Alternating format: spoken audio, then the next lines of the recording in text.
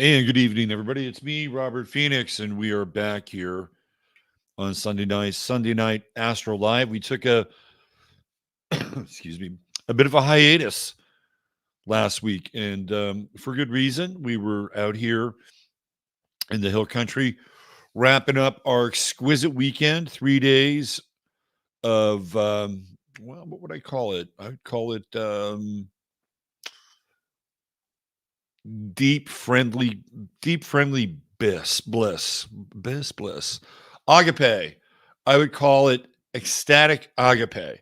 That's what I would call it. And there were about 50 of us that gathered together from all over the place. We had some absolutely great guest speakers and presenters. We had my friend Shauna home, who just floored us on Saturday. We had Dr. Narco Longo from Old World, Florida. He showed up with his crew, and it was like they were super cool. Always great to see the younger generation coming along and just bringing the gravy, big gravy, as they say. We also had Leela from chat who did an amazing demonstration of TRE. We had I think maybe 6 people. She was doing a live demonstration of TRE, taking everybody through it. My God, I mean, the quality of the presentations this year was just off the charts. And then, of course, we had Darlena on Sunday breaking down some human design, her journey through human design, and also what gate the eclipse was happening. And it was a gate of endurance. And what was interesting is I did my presentation on Sunday, and it was, so you're going to see that tonight, by the way. We're going to get into that tonight. And it was really interesting because it really dovetailed with what Darlena was going to talk about, as you'll, and I won't recreate it word by word. And it was, I got to tell you, it was challenging. We had a bit of a snafu. Well, we had a bit of a snafu on Saturday. And this is the endurance part where I could really feel that endurance coming through the event all weekend long. So on Saturday, we had sold some tickets for the presentations, and everybody who bought one, thank you. And I think you've received both the hard copy, the hard recording with Shauna and Narco, and then you got your soft one, hopefully, which is the link to my presentation. And for the people that attended, I will get you the hard, quote unquote, video of Shauna and Narco. So you'll get that. I haven't told people, but that's what's coming. And it was really this kind of major test of endurance because I had set it up so I was using a third-party ticket service.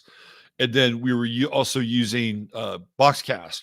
And so they have this digital handshake, right, that the two businesses have set up together so that when a person purchases the ticket, they get the link and then the stream goes live, right? Well, everything was fine until I found out that Boxcast could not punch the... I gotta get rid of the crown. I think if Jasper comes, I'll bring the crown back later. There we go. That's a little bit better. So what happened is that you need a pretty robust signal to punch the Boxcast, and that signal wasn't strong enough. It wasn't picking it up. So we had a live stream, but it wasn't happening. So then I had to scramble. I had to go back to Ticket Spice. By the way, if you're ever using or looking for a third party for a live event, highly recommend Ticket Spice. They were amazing. Their customer service was off the charts good, and they never left me hanging. And when it came to reconfiguring everything, so basically I had to get all those email addresses. Now, when you work with a third party, they usually keep the email addresses. I mean, that's part of their deal, right? Now you can send out to that email group, but you're not going to necessarily know who those emails are directly. So you're sending out to a group, and that's fine because a lot of other services won't let you do that. So I told them my problem. I said, look, this is what's happening. And I need a list of those people who bought tickets and their email addresses. So they sent them to me. I reconfigured it for Zoom. I sent out the link, and then everybody started to show up. And it was pretty intense because, oh, here we go. We got a glitch in the, it was pretty intense because I don't know if you've ever been in like high pressure situations. I've had my share of them. And the thing that I always try to remind myself is to not stress out, right? If you let that little stress thing get into your brain, and as we go into Scorpio season, this is something that a lot of you can practice because Scorpio has that uber focus, right? I mean, that's the one thing we know about Scorpios is that when they're into something, whether it's learning something new, whether it's, trying to court somebody and get them into bed, whatever, Scorpio will throw their entire attention onto the thing that they want to either learn, absorb, connect with, right? That's the nature of Scorpio. So Scorpio blocks out a lot of the distractions. And for better or worse, I was born with Scorpio rising, and I can actually do that most of the time, right? As long as you don't let this idea in your brain that, things are going to you literally have to turn down the witness dial, right? You literally have to turn the witness dial down. You can turn it back up later, but you got to turn it down because if you have too much witness, it's not going to work. So I did that and we got through it. It was great. Well, then Sunday, I had that times, I don't know, times 10 when we came to doing my presentation for a number of different reasons. Mainly because I was working with two computers and passing information back and forth. And then Zoom had logged me in as a guest. So I couldn't mute everybody, which was problematic because we had a situation where unfortunately somebody did not mute their mic and had to take a call. It was bleeding through everything. And I was not even aware of that because I'm like, okay, I gotta get this thing done. Right. But I think we managed okay with that for the most part. But I'm going to go over that again tonight. And then even on Saturday night, I was it Saturday or it was Friday night? It was Friday night. It was Friday night, and Clyde Lewis was wanting me to be on a show. And it's like, well, I was kind of tired and I wanted to get up early because we had a Saturday, early morning, place at the event is the eclipse. You want everything to go off gracefully, harmoniously, smooth, right? And I'm like, no, I can't. When you get invited to be on a show, or when I get invited, but if you get to be invited on a show, because there's a good chance maybe some of you will, but you never know. You don't turn it down. I don't turn down anybody. I don't turn down anybody. And like if it's a really important show, great. Even if it's a minor show, like in my view, what might be a minor show, I'll do it anyway. But certainly don't do it with Clyde Lewis because Clyde has a nationwide reach. And, if you say no, well, it's like, okay, well, let's cross. Yeah, maybe he'd come back again and say, hey, you're feeling better. Let's have you back on. So even that was part of it. And I had to get through that. I had to get through, adding that on top of like doing the event. Looks like I have horns there, doesn't it? I can put those horns right there. It's they kind of look a little off. I'd have to tilt my head this way. No. Anyway, so it was a weekend of endurance. And one of the things that Scorpio really does is that it lends itself to this quality of endurance, right? Like you ever we get scorpions out here in the house and I free them. That's my thing. Like, okay, you're cool. I'm going to free you. I have my method. I have my method to free the scorpions. But initially, before I started freeing them, I think I crushed a couple. And man, they are fucking hard. They're hard to crush. I mean, those shells, they're like almost, plexiglass or thin fiberglass or something, right? They're really hard. You got to really bear down on them. So that's one of the things that Scorpio teaches us is it teaches us the ability to hang in there, right? Like when you really get into Scorpio, we get into Scorpio, what are we talking about? We're talking about life and death. I mean, Scorpio is the silver cord. When you get into that Neptune Pluto opposition, and that's happening in your early 50s, that is stretching the silver cord. I've talked about this before on the show. It happens to everybody around 53. Everybody goes through the Neptune Pluto opposition. And it's an interesting time because, theoretically, we'd like to think that we're living longer. And I think that there's probably some truth to that. If you look at birth rates or death rates, say 80 years ago, right? A lot of people died in their 60s. Like now we're getting like another 10, maybe 15, 20 years. The quality of those lives might be in question, to be honest with you. But that's what would happen with people, is that they would die and they're generally around their 60s, right? So if you were in your early 50s, there was a chance that your number might be coming up, or might even be coming up based on just what we would call like the actuarial rates of that time in that period. So that would actually, to some extent, right, it would represent a physical death, because Pluto is the silver cord that connects us here, right? When we are conceived, we're conceived through Plutonian means, right? We were conceived in the 8th house, and that is total Pluto, right? It is the life force. It is the fertile, right? The fertile potential of the life. Now you put the two together, Taurus and Scorpio, you get the axis, right? But it's taking place in the 8th house.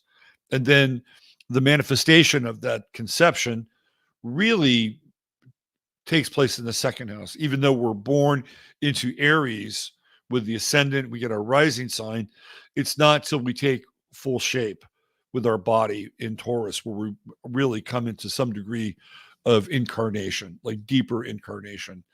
And so Scorpio is really important to that end, right? It is the thing that creates life, and it is also the harbinger of death. That's what Scorpio does, right? It's the end game. Even though we go through the 12th house and we leave the chart through the 12th house, Scorpio is associated with death and hopefully rebirth. So it plays a really, really huge role in all of this. So when you have Pluto, which is the ruler of Scorpio, it doesn't matter what sign it's in, and then you have Neptune, right? And you go into that opposition, what it's calling the individual to do is to let go, right? You have to let go. And it's difficult for people to let go. It's like a rehearsal for death and the transition. It's exactly what it's about. So people back in the day, they were a lot closer to it than theoretically we are now. Although we all know that there are certain factors in our environment that are making it more difficult to stay healthy and live longer and fruitful and generative lives, right? Some of which we don't even have to go into here because a lot of you are already well aware of this. But we're not going to go down the grocery list of toxicity and these Malthusian agents that they've deployed to essentially ruin our biology, right? They're there. So in a lot of ways, I think our health and our longevity is actually declining. And I think if we were to do fast forward like 3 years, 4 years, and take into account some of the statistics that we're seeing now, you will see it. You'll see our life expectancy going in reverse. It's happening. So when we get into that Neptune Pluto opposition, that's what's going on. And so what happens is that, again, metaphorically, you're supposed to let go of something that generally you identify with at a kind of a life and death level. Now, what's also happening during that time, and we've gone over this before, is that there's a Neptune trine going on, right? So it's kind of like the universe is saying, hey, listen, you can let go of that. Like God is saying, you can let go of that. Let go of that. Let go of the things that no longer serve you.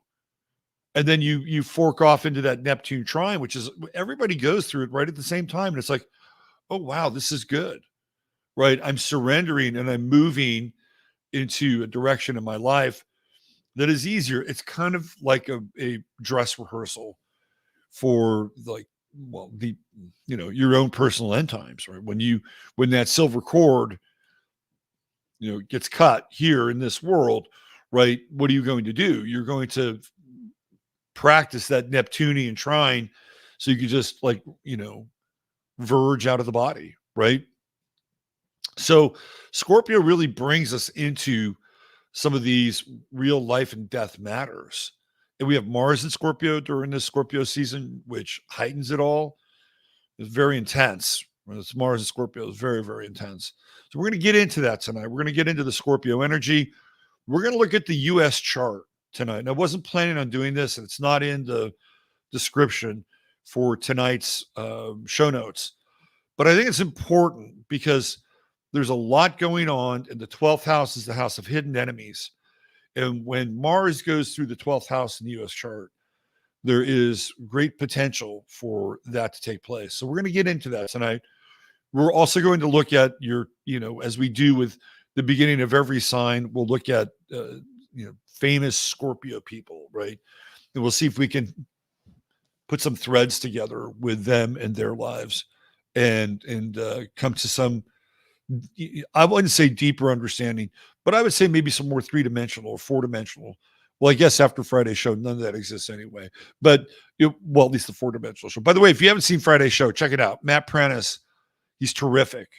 He was a great guest, and we got into things like 3rd dimension, 4th dimension, Gnosticism, time, no time, Walter Russell, the life of Walter Russell. Really cool show. Got a lot of great feedback from that show. Also, I have a show that I do tomorrow night here. Well, it's not here on this channel. It's on Sirius Sports, and it's on YouTube. Well, Sirius Sports is the channel, and it's me and my guy Al Dog, and we get into sports and astrology. So if you like sports and astrology, or you like astrology, and a lot of people who don't care about sports say they find it interesting. So that's tomorrow night, and we've changed the time on that. It's going to be 7 p.m. Central Standard Time, not 8 p.m. Central Standard Time. Okay, my guy Ryan is going to get on my case if I don't politely encourage you to bang the fuck out of that like button, right? Just bang it, hit it, because we're in war with the algorithms here, right? That's what you'll hear a lot of YouTube posts. It's not untrue.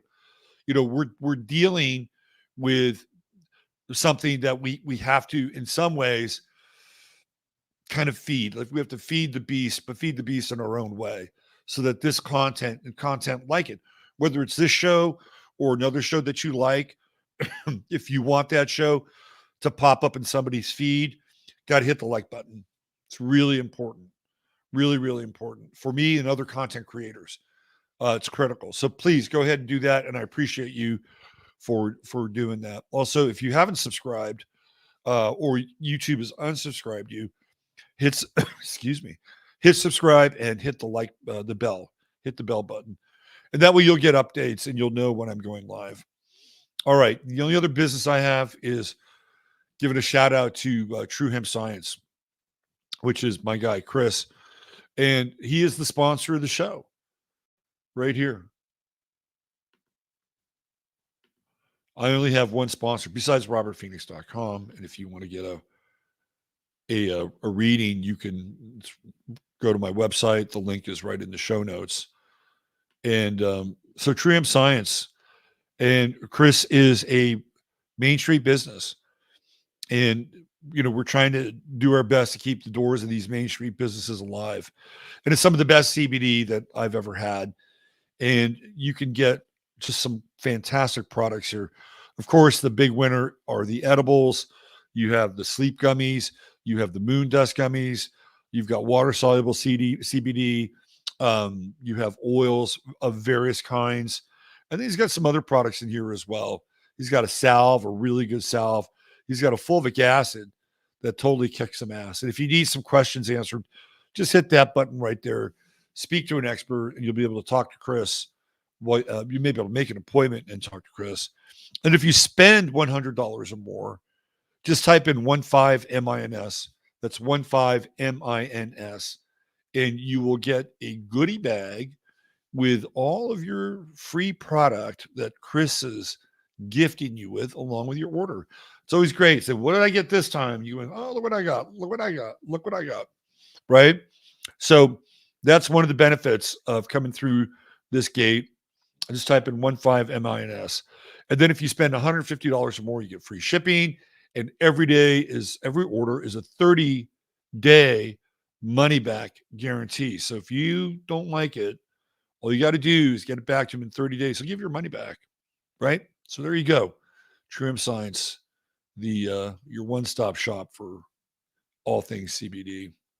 All right, let me just go in here and do a little meet and greet with you guys over in Chattaria. Let's see what we have tonight.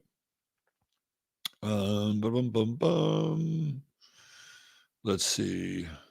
By the way, by next week, I'm going to have a playlist for you guys. Peter Bayonne wanted to know if I could do something similar with music that I do with sports. So I thought what I'll do is I'll put together a Scorpio playlist. I already started to work on it.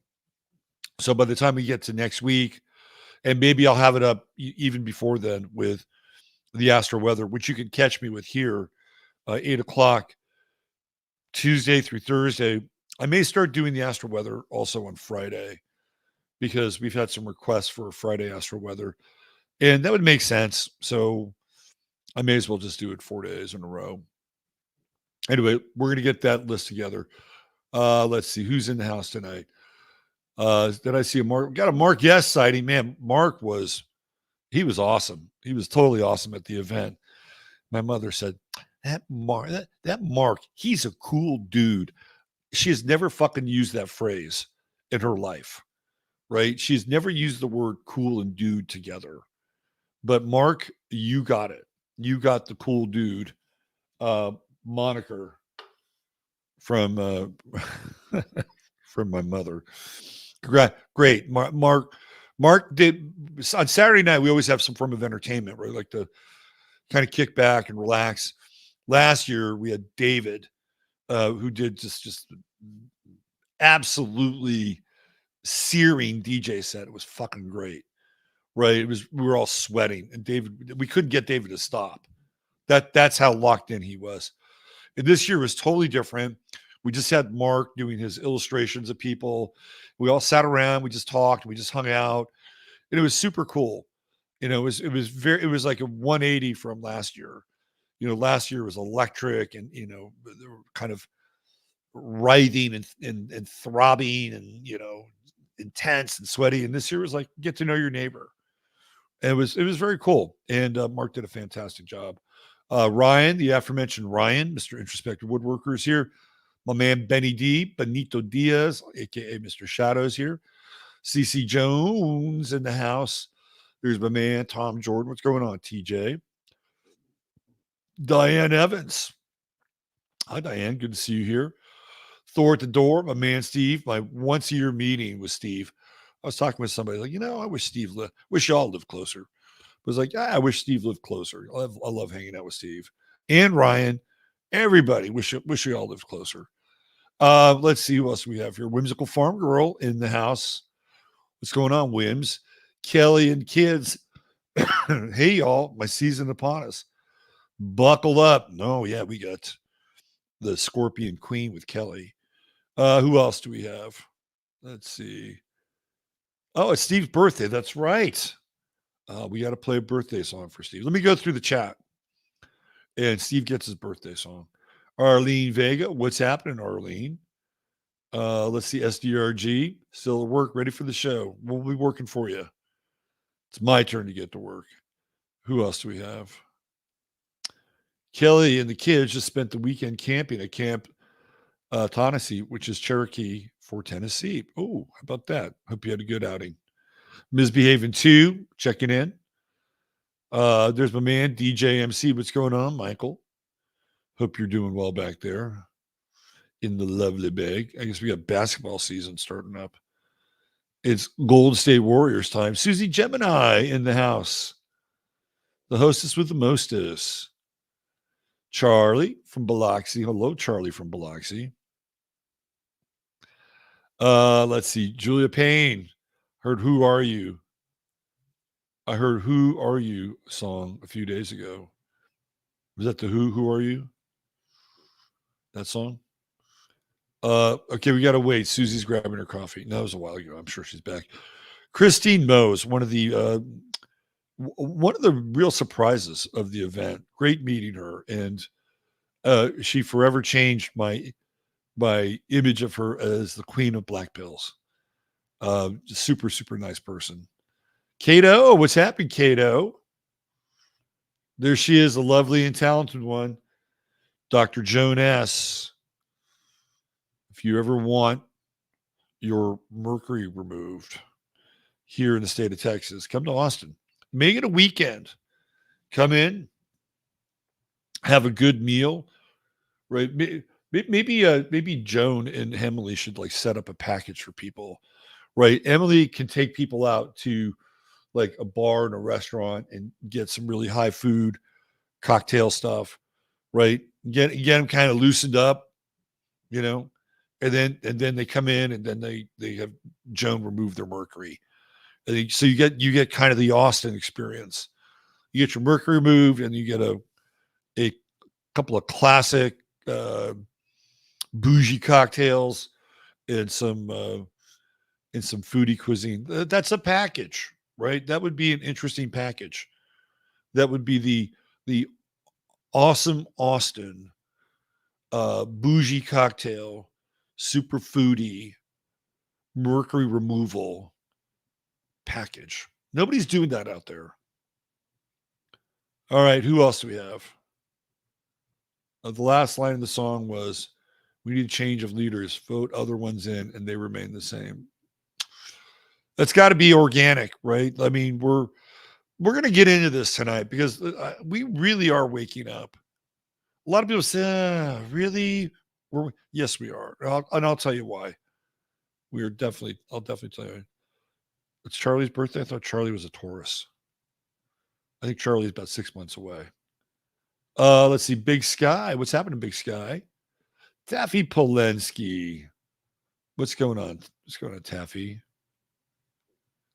Good to see you. Who else do we have here?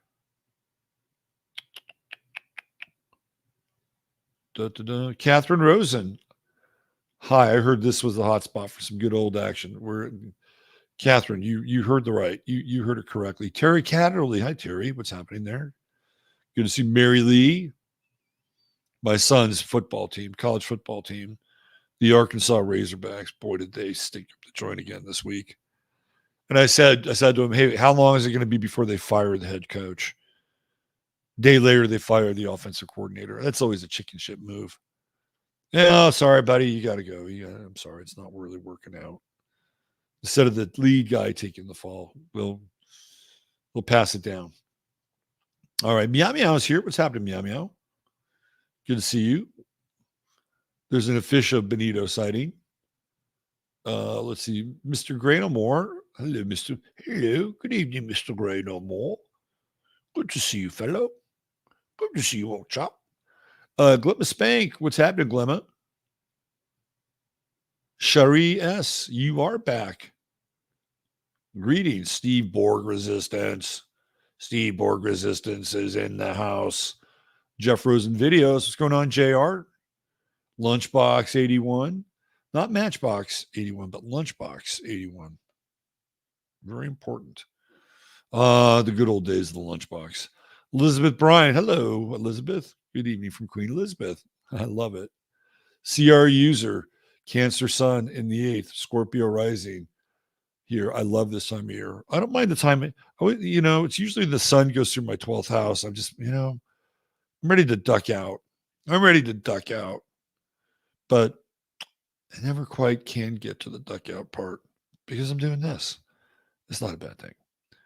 All right, let's see who else was. Cherie. So, bon Cherie. Tondar. Hi, Tondar. Heart Ray. Let's see. Brandy Herrera. What's going on, Brandy? We're glad you made it too. The Rita Perea. Hi, Rita. What's happening? Claire. There's Claire. Clairvoyant in the house. W.C. Ray. Is there a hard link? A hard link to what? Serious Sports? Maybe one of the mods can put it in there. Let's see. Third Eye Activism. I had to make a new channel. Got a strike. You know what? So I got a copyright. This is true. I just saw this today. I got a copyright strike from something I did in 2011. What the fuck? Right? 2011? And it was with one of Ron Paul's buddies. It was Dr. Jack Pruitt. It was a really good interview. I'm sorry they took it down. But that was a long time ago. That's 12 years ago. And I'm getting and they're pulling it down. I don't even know why. I'm going to have to go in and investigate that. Ridiculous. Let's see. Who else do we have? Healing Heart Rosie. Hello, Healing Heart Rosie. HHR. Moniz Phoenix. Hey, everybody, long damn time. We can always use a little more Phoenix in the house. Never enough Phoenix. Good to see you, Moniz. Let's see. Darlene left it all in the point. She was spent. I know, right? Darlene is intense, man. She's totally intense. We'll bring her back on one of these nights. She's totally intense. It's okay if you don't. It won't hurt my feelings. What are we supposed to do? Put your link up for your new channel? I don't follow, but would be happy to. Heart rate. Woohoo! Scorpio sees natal Venus conjunct Neptune. 0 first degree Scorpio. Wow. That's really gothic. That's very gothic. That's like some dark shadows. I didn't get a link to the presentation. Was I supposed to? Lynn, I'll send it to you. Don't worry about it. Peter Bayonne. What's happening, brother? Good to see you. Let's see. Who else do we have? Brittany Maddox. Hi, Brittany. Kelly Boyles. Hey, Kelly. Good to see you again as well. There's my man, Southwest Florida real estate, Lewis Walden. Lewis, what is the state of real estate in Southwest Florida and in general? Yeah, I've been looking at the various digital realtors. Lots of properties on the market for a very long time. That stagnation is not good for the economy. Just saying. Just saying. Let's see. Who else do we have here? Gets the Hoop Hacking Award. Thank you. My bad. I apologize. Looks like I'm trying to be your cartoon. Oh, I know, right? Yeah, look, kind of. If I do this, I could kind of be like a Scorpion avatar or something like that. Benito had the coolest cartoon. Well, they're all cool, but Benito's was super cool. That crazy toaster. Refresh your page. It's okay. We started, but we haven't. Cynthia Cluth, turn the Virgo down. Laugh out loud. Oh, I'm barely Virgo. Like barely legal. I'm barely Virgo. Let's see. Who else do we have here? We had little Tondar Satan. Never turn a gig down. Nope. I don't do it. I'm not a hero. I just do my best to what I do my best to do? Show up. That's what I do my best to do, show up. And if anything has shown me, how do I say this? If I've learned anything about life, it's consistency. Try to be consistent. Do your best to be consistent. Be consistent and show up. And when that happens, generally good things happen. Right? Generally good. And when you have consistency, when a person has consistency and they show up, what I mean by showing up, you got to really show up. And I have to tell you, when, not that this is, fucking curing cancer or anything, but when I do something like this, I do realize that there are people that are listening, right? There are people that are listening, there are people that are watching. They may like what I'm having to say. They may not like what I'm having to say, but I also realize that there's a responsibility to what I do here. And so I'm very aware of that, like super aware of being consistent and showing up. That's really important. And when I was younger, I was not like that. I was wildly inconsistent. So I would show up and sometimes I do like really amazing things. I mean, not with this, but other parts of my life. And other times I may just, not show up and, flake out. So this has been a very different kind of thing for me. And a lot of it has to do really with astrocartography. And when my chart was relocated from California to Texas, I've talked about this before. My relocated chart in California has Leo on the ascendant, and my natal Uranus is right on the ascendant in California. So I'm very kind of Leo and rebellious and, a lot of fuck you, right? But fun fuck you, fun fuck you.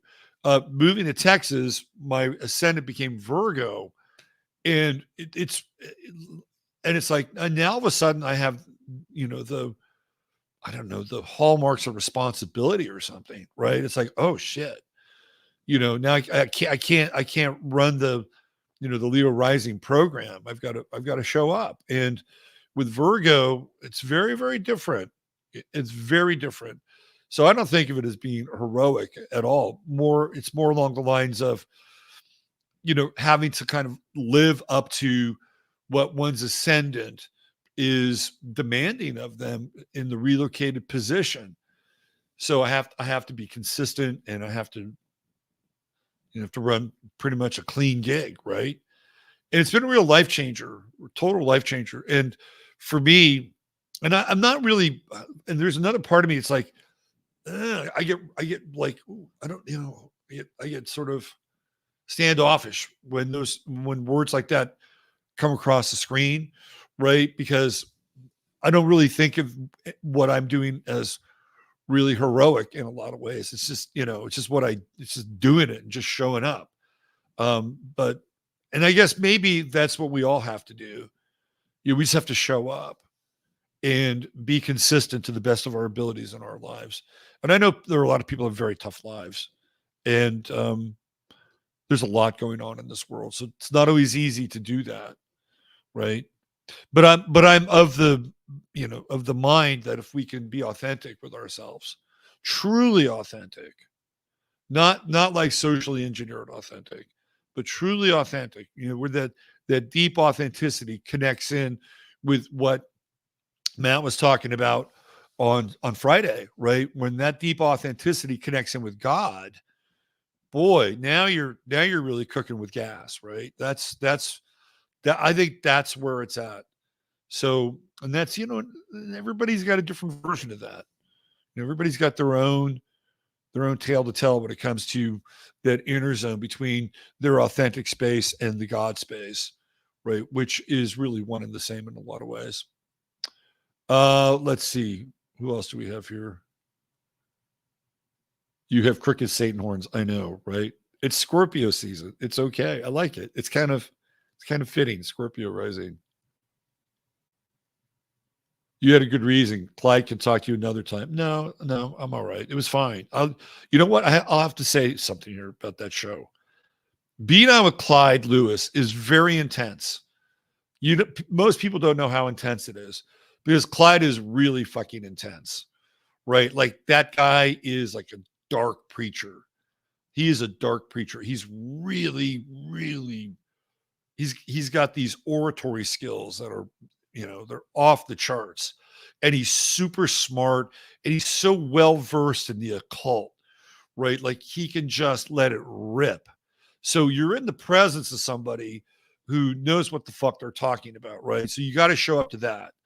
The other part with Clyde that is kind of daunting is how the show it actually is partitioned, right, and set up. So he has a lot of breaks in his show, and if he's talking a lot, you don't get a lot of time to talk. And in past shows, I felt like I had to be a machine gun and just spit it all out there before we got to the break. And in this show, I did something really different. I slowed everything down, and it was really helpful. It was helpful for me. I found Clyde listening more. It was just an interesting space to be in. And I don't think I would have gotten to that. You know how like sometimes when you get really tired and things kind of work because you're not working so hard. It's like, oh, I'm just, I'm spent or burnt out. And so you dial it back a little bit just because of that. That's really what it was like. So it was fine. It was totally fine. Let's see. Who else do we have? Catherine Frieda, cockroach today outside. Catherine, that was mighty Buddha-like of you. Mighty Buddha-like. I free creepy spiders all the time. I always free spiders. I never kill spiders. Deathly allergic to shellfish. This is what CR. My natal astrology is full of creatures with exoskeletons. Well, you better not sign up for the bug diet, because the bugs are distant cousins. Like there's not a cockroaches share many similarities, believe it or not, with shrimp. Let's see who else we have. Scorpions here in Arizona hate it. Surprised because I'm a Scorpio moon. I draw the line at roaches. I've killed a few roaches. Absolutely. Astro Emotion is here. What's going on, Sam? Good to see you. Roaches love my sink drain. Matt Moon Crazy. What's going on, Matt Moon Crazy? We caught up with everybody? I think we're pretty close. Moon Shadows here in Kerrville. I had a cockroach in my bathtub the size of a Buick. I had a cockroach in my bathtub in Kerrville about the size of a Buick. Damn. I almost got in, decided to drive it around the house. But I didn't know if I could handle the horsepower in that damn roach down there. Tarantulas do jump. Yes, they do. Liking hairy tarantulas. Hairy tarantula. That would be a good name for a lead singer, wouldn't it? Hairy tarantula in a goth band. Steve Borg says, I think I'm ready to let it all go. Let it all go. Just let it all go. Let's see. All right. Hate the 12th house. The 12th house is not for the weak of heart. Peter has Mars and Scorpio. You go, my man.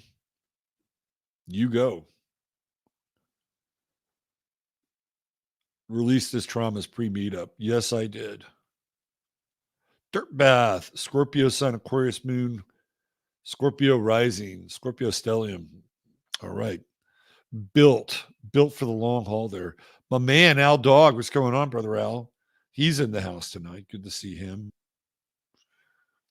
Oh, my goodness. Here it goes. Venus and Scorpio. That would be you. Till death do you part. Or they part. Either way. Let's see. We got some hookups going on. Aquarius, Sun, Scorpio, Moon. The fixed sign dating service. Late degree Scorpio have a better handle on it. S.C. Carlson, I would agree with that. I would definitely agree. The early degrees of Scorpio, it's so intense. Right? So intense. All right. I think we went through our roster here for the most part. And if I missed you, Harriet Bowie and Dave Sullivan. I'm glad I scrolled through. And Jeff Gallant. Scorpio season rising, born on October 18th. Last day of Libra season. Thanks for putting that in there, Ryan. And Trish Yamamoto. Hi, Trish. Good to see you back. Is it Mercury into Scorpio same day? The story finally broke about the deaths and the injured. We'll take a look at that for sure.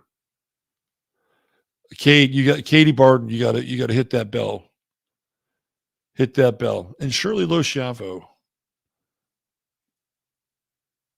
Let's see. Al's got a. Besides Pluto and Scorpio designating the millennial generation, can you discuss some of the traits and characteristics associated with Pluto and Scorpio? Well, I don't think you can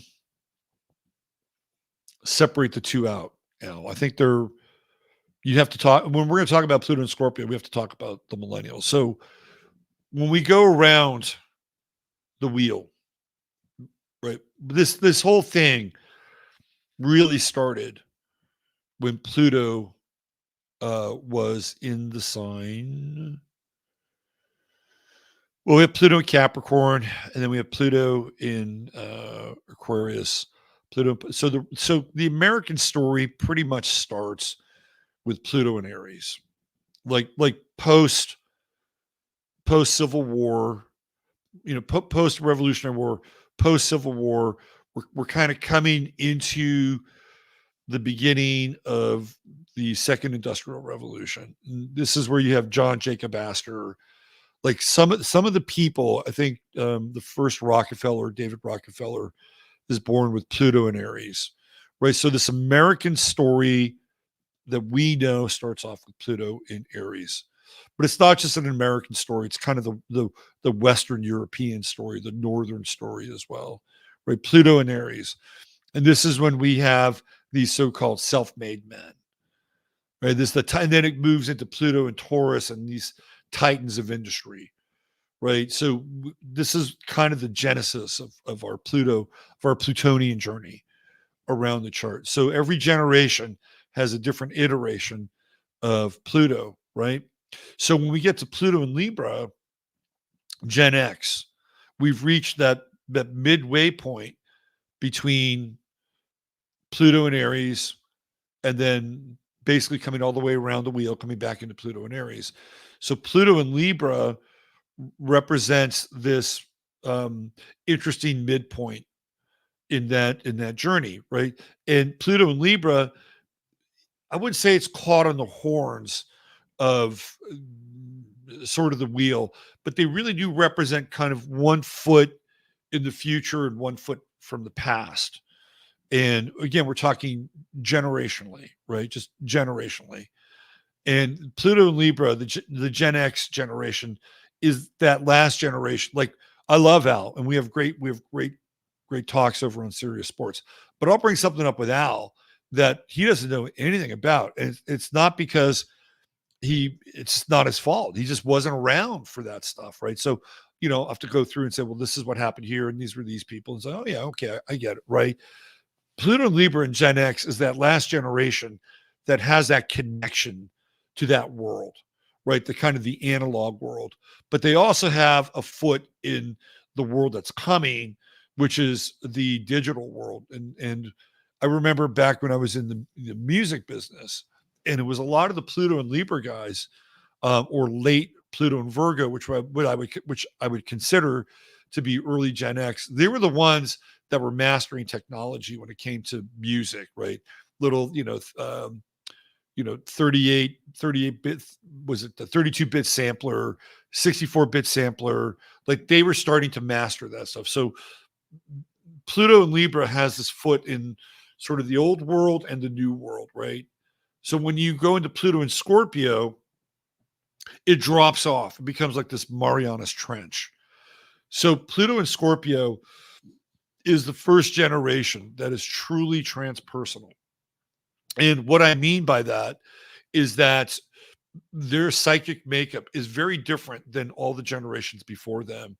And I remember, as this was happening and I was going through this astrologically and talking about them a long time ago, I'm like, wow, this is a very powerful generation. And in a lot of ways, as a generation, they'll be more singular than other generations prior to them, maybe with the exception of Pluto and Leo, which was very singular. Of course, the baby boomers, which clash with Pluto and Scorpio. So they're very singular in their approach. And you could just kind of see it, right? There was like this, how do I say this? This social gestalt that the millennials and Pluto and Scorpio started to evolve through, right? They were all evolving through it together to some degree. Like, there's no mistake that it's probably the most woke generation. I don't have a problem saying that.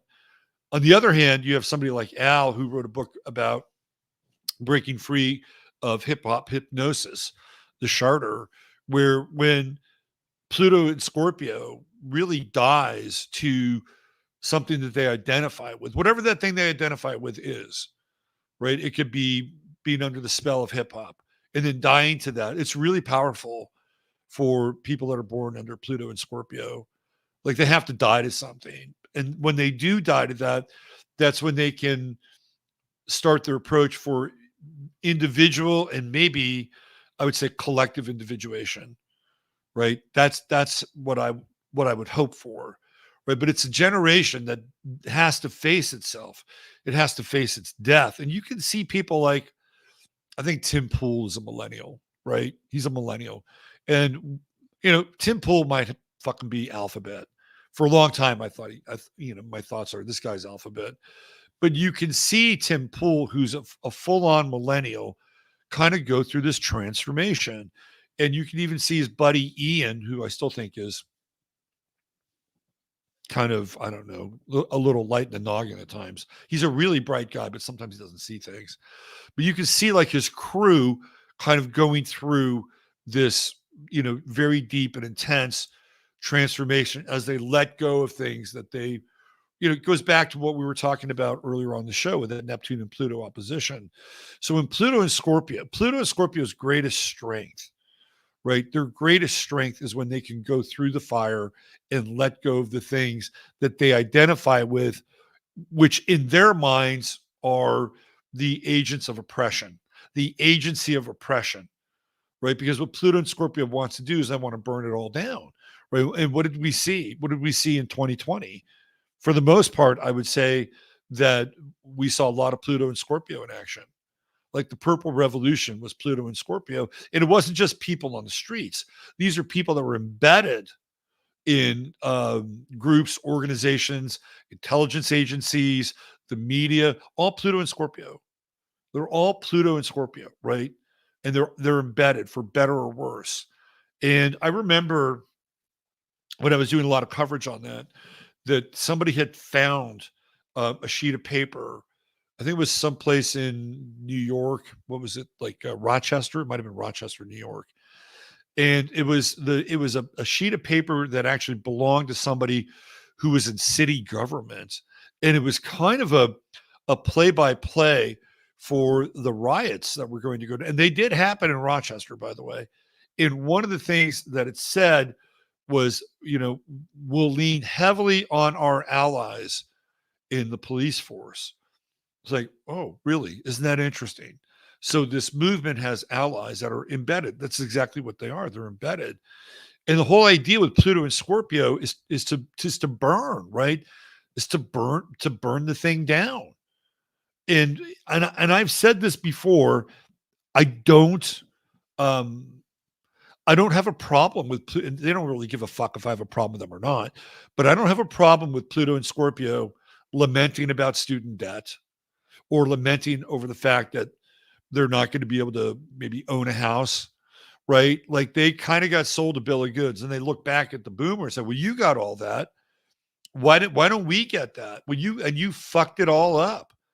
And to some extent, there is some degree of truth in that. But, you got to go even further back. We still got a bunch of people, Pluto and Cancer, that are living on this planet. Like my mother is one of them.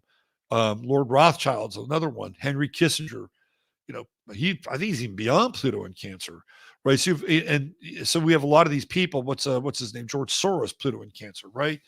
So it's not just the boomers. Like they're, these Pluto and Cancer people, they're the ones that have, kind of rigged the banking industry in a lot of ways for whatever reason. So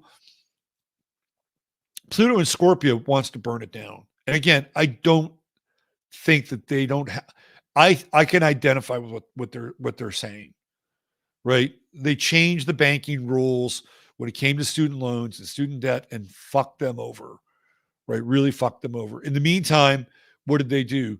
They basically had, these programs in college which weren't going to, weren't really going to help.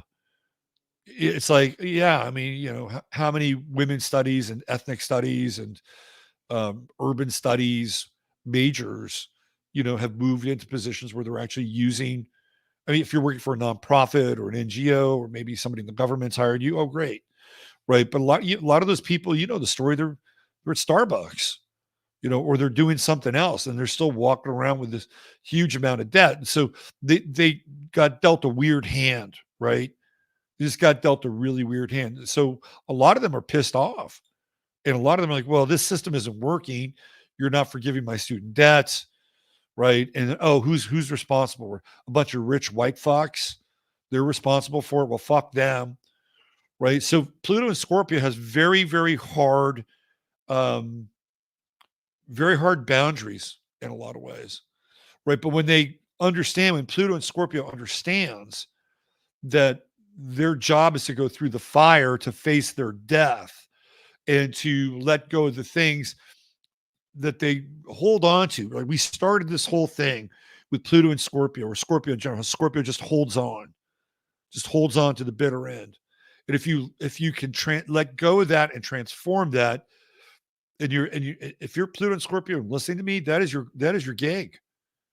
That is your gig. And once you do that, you are free.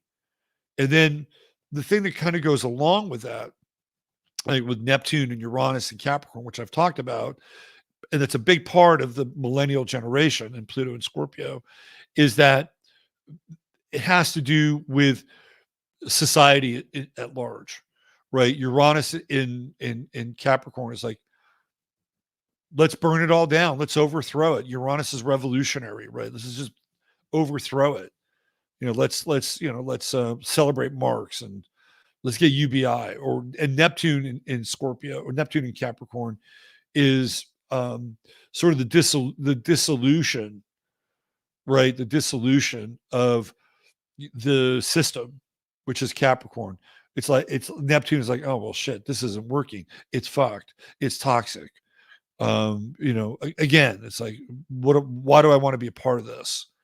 That's Neptune and Capricorn. It's the loss of being able to look to, people that run the show, or people that are adults, right? People that are adults to stand up and say, well, this is how we do things, whether you like it or not, right? So with Neptune and Capricorn, there's a lot of not liking it, because they look at people like Donald Trump and like, no, you're this, you're that, you're this, you're that, you're this, you're that, you're this, you're that. And a lot of times with Neptune, you get the scapegoat message. So some of these leaders become scapegoats, and even leaders who for a while might appear to be, on team woke, and then they're not for whatever reason. You'll see people like maybe Bill Maher come under that heat lamp every now and then, right? So Pluto and Scorpio in general is very intense, and it acts kind of as one entity, one mind. It is the first of the transpersonal generations. So when we see these generations now moving forward, they're going to be much more discernible by the power of Pluto that defines them. Just like with Pluto and Sagittarius and Gen Z, you'll see them be defined by that. Philosophical. Sometimes they don't like to work very much. Sagittarius is not a sign that I would consider to be, hey, let's get up with the sun and, let's go put in a hard day's worth of work, right? Sagittarius will work if they're philosophically engaged with the work that they do. If they believe in it, they will do it. If they don't believe in it, it won't get done, right? They'll say, well, let's create an app and let's make some money off of an app, and I'll follow whatever. I'll follow the sun, right? So, but Pluto and Sagittarius, we've talked about quite a bit, and you'll see them. You'll see these generations from this point forward move more together as a collective force, and we've been seeing that with Pluto and Scorpio. Pluto and Scorpio is about transformation, right? Whether we like it or not. Like, I don't always like sort of the manifestation of the transformation through Pluto and Scorpio, and people who are part of the generation getting into positions of leadership and things like advertising and going all in on diversity, equity, and inclusion, and the BlackRock stuff. Like, it just, to me, it leaves no room for true individuality. And people like Al, who has divorced himself from those ideas and come through the fire and wants to rise or fall on his own merits, right? Like, that model doesn't leave any room for that, because there has to be these things in place to protect people who are disadvantaged and or are not getting their little slice of the American dream. And behind it, unfortunately, I think is a high degree of animus, which is fueling it, right? Like Pluto and Scorpio wants to blow it, burn it all down. And I've said this before. So it's kind of happening, right? And whether we like it or not, it's happening. And sometimes I think that the march of the cultural Marxists, into our institutions, where they just corrupt the fuck out of everything, whether it's movies or TV or sports. I think it's deplorable. Would you like how I flip that on its head?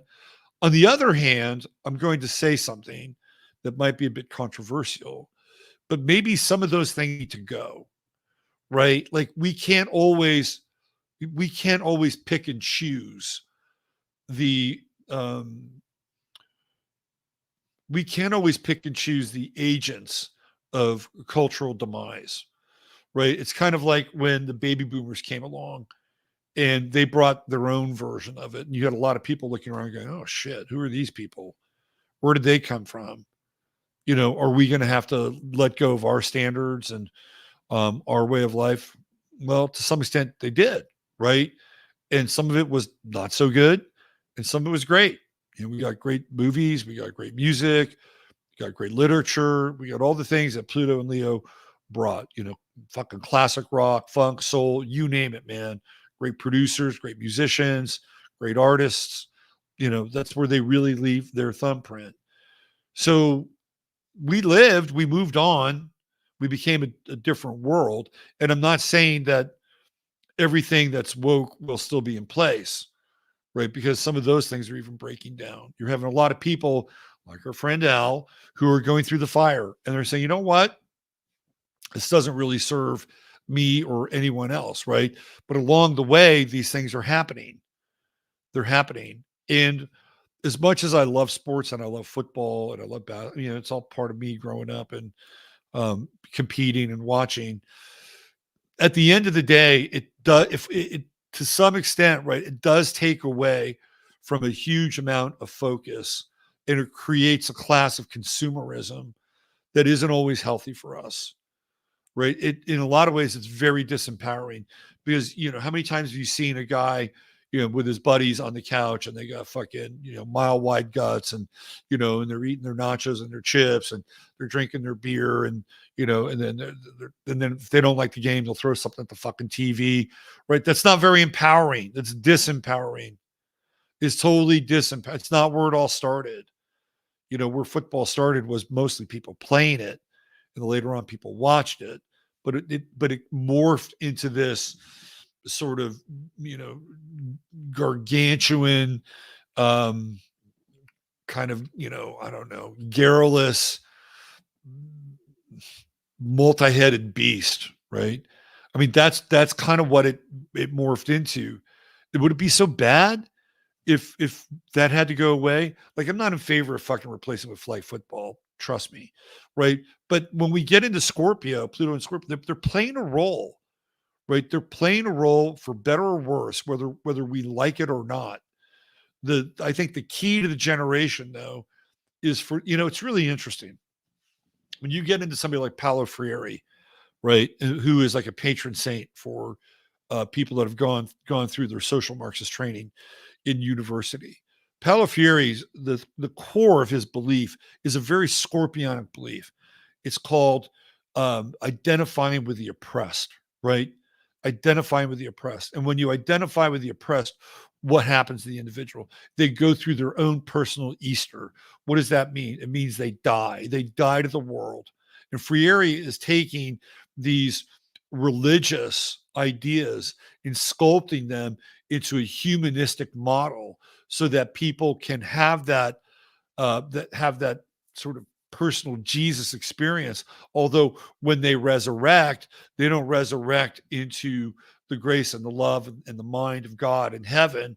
They resurrect as a servant of the oppressed, right? That is the core kernel behind Freireanism, which is a core kernel for everything that we're witnessing now. You flip that on its head, right? The people who have gone through that indoctrination, right? You flip it on its head, and all of a sudden they wind up identifying with somebody else, or they wind up identifying with something else. And no longer, once the idea that the identification of the oppressed doesn't work, that it is a limited hang, right? Then what happens to people who go through that? Do they double down? Do they triple down? Or do they identify with something else? Because to identify with something else means that they'd have to identify with being played, that they'd have to be identified with being exploited, right? That would be the biggest part. And when they go through that, then they come out the other side and then they're transformed. And then Pluto and Scorpio is very powerful. In fact, it's even regenerative. But what we're seeing now is we don't really see the regenerative part. And when everything theoretically falls to shit, right? And this is all theoretical, is Pluto and Scorpio going to be there to pick up the pieces and rebuild the world?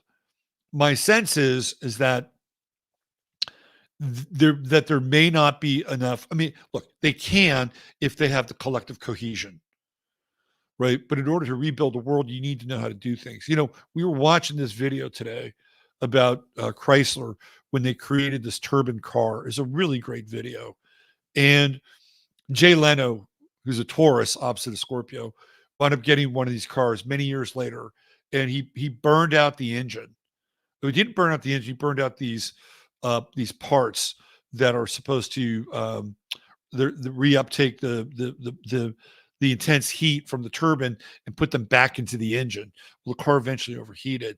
So what he did is he started a project with these guys from Chrysler to rebuild this thing. And what they did is they called in a bunch of the old engineers from when they had actually built this car. These guys were in their late 70s, early 80s, and they're just loving this thing, right? But you know what? They had this one part that nobody could figure out how to fucking make. Like, even with all of our computing skills, nobody knew how to make this one part that allowed them to reuptake the jet, the turbine jet heat and redistribute it back into the engine and then come back out the exhaust way cooler. Nobody knew how to do that, right? So the beautiful thing is what they found these guys and they were like really excited. It's like, yeah, we'd love to do this and help rebuild this car, which I think they might have done it. But that's what I'm talking about. Like, every generation loses something. They all lose something. So, if Pluto and Scorpio is going to be on the other side of this, then how are they going to rebuild? Right? How are they going to rebuild if things collapse? If things move into what they believe would be the final solution, which is the eradication of things that don't add up to equity, right? The eradication of the barriers to equity. Well, when that's done and the whole system is burned to the ground, both economically, sociologically, and even structurally, who's going to be around to build it or rebuild it, right? Who's going to be around to rebuild it? Big questions. That's why they have all this AI. That's why Amazon is letting go of all these employees. I don't know if you saw that or not. Amazon let go a shit ton of employees from their warehouse. Why? Because they're bringing in fucking 6-foot robots into their warehouse, right? This is the reality that we're going to have to deal with, right? So Pluto and Scorpio has a very short sort of like field of vision, like a very short field of vision in a lot of ways. Not all, because there's exceptions to every generation, right? Short field of vision. And I remember, I think it was probably around 2016, 2017. It was in Philadelphia. It was on Martin Luther King's birthday. And we were watching a parade. And there's all these the local communist chapters, the socialist chapters. And they're all out there, demanding that they get $20 an hour for minimum wage. I'm like, just wait till the robots come. That wage that you're making now look pretty damn good in comparison, right? So then you get into UBI, universal basic income, all that shit, right? So the millennials have a very short field of view in front of them. All they see is what they have been indoctrinated into to a large extent. Some of them willingly, some of them just the field of ideas. And then they look around and they sort of buy into this extreme position because Scorpio is extreme, right? Like Abraham Kendi, the guy's a fucking millennial, right? How do you deal with racism? More racism. You treat them racist. But what's happening to him? He's imploding. Like all the money that's going to his quote unquote foundation and whatever he's got going on at Harvard or wherever he's fucking teaching, where nothing's happening. Nobody's printing anything. Why? Because it's one idea. And what's the one idea? Burn it down. And how do you rebuild it? No, there's no plan for rebuilding. The plan when you go to free area is constant revolution, constant burning, constant change, and it can't happen. We cannot sustain that as a culture. Period. End of story. Right? So Pluto and Scorpio, their job is to bring about the change, right? For better or worse. Again, I'll bring up sports. Like, hey, we're wasting a lot of fucking time, and we're our young men, watching this stuff. They're experiencing it vicariously. They're not having any real victories in their life, right? They're not testing themselves. Not all of them. A lot of young men do, but by and large, right? That's the culture it's created. Barstool sports. Need I say more? And if those things go away, they're not necessarily a bad thing. It's what you replace them with. Right? What we don't want to replace them with is everything in life that has baby bumpers on it, right? So there's a role here that Pluto and Scorpio plays. I think it's an important role. And if you're a member of the generation, my man Al, he did it, right? He went through the fire. All these things he identified with culturally with hip hop, he burned them up. He wrote a book. That was his therapy. So I urge you to find your own burning point, right? So you come out the other side. And when you come out the other side, you're going to be really strong. And the thing about Pluto and Scorpio, which is also interesting, because they're collective, they experience things as a whole, right? So stepping out and being an individual at times, wow, that's scary. Because if you're an individual, where do you go? You go into MAGA country, or if you have an opinion that is not the publicly approved opinion that a generation has agreed upon, you'll be ostracized. You'll be burned. You'll be canceled, right? So there's always that fear in the back of the minds of Pluto and Scorpio. I see this with guys like Ryan Clark, who used to play football for the Pittsburgh Steelers. The guy was a warrior on the football field. But when he's behind a mic, he's just regurgitating the pablum and the talking points of a generation that doesn't want to be canceled, right? It doesn't want to be canceled. So for somebody like Al who says, I don't like hip hop, right? It's like, what? You don't like hip hop? Were you racist? See, this is what I'm talking about. So because there's this transpersonal generation, for them to break off and have their own ideas and their own opinions and their own point of view, and to be able to cogently and coherently describe those to another person, it's a huge risk, because we're in this phase now where generations are like clusters.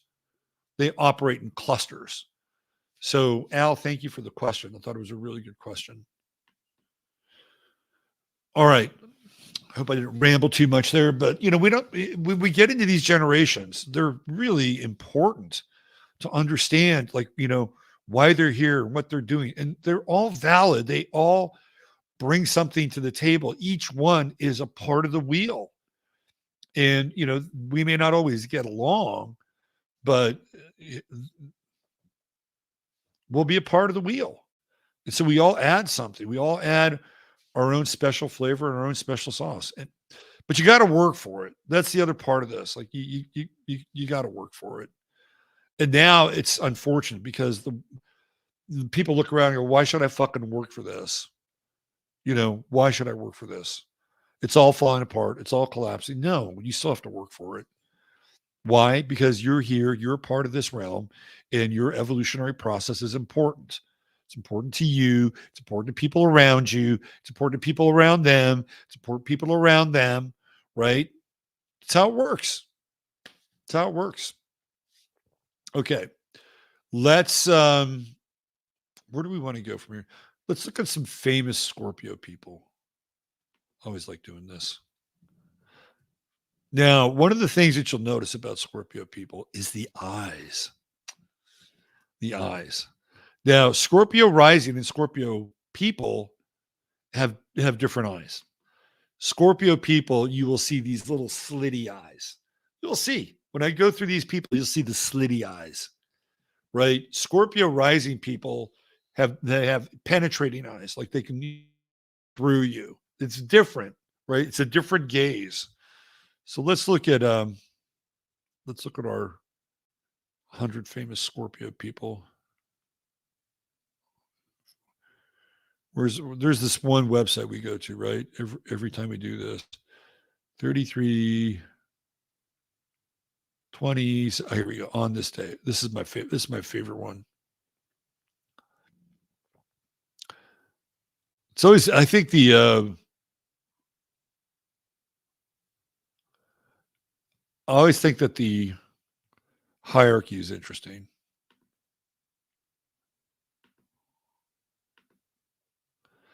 Charles I, Christopher Columbus, Scorpio, Robert Fulton.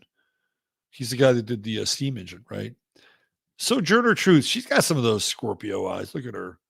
Tom Horn. By the way, the Christian conspiracy writer Tom Horn just passed away.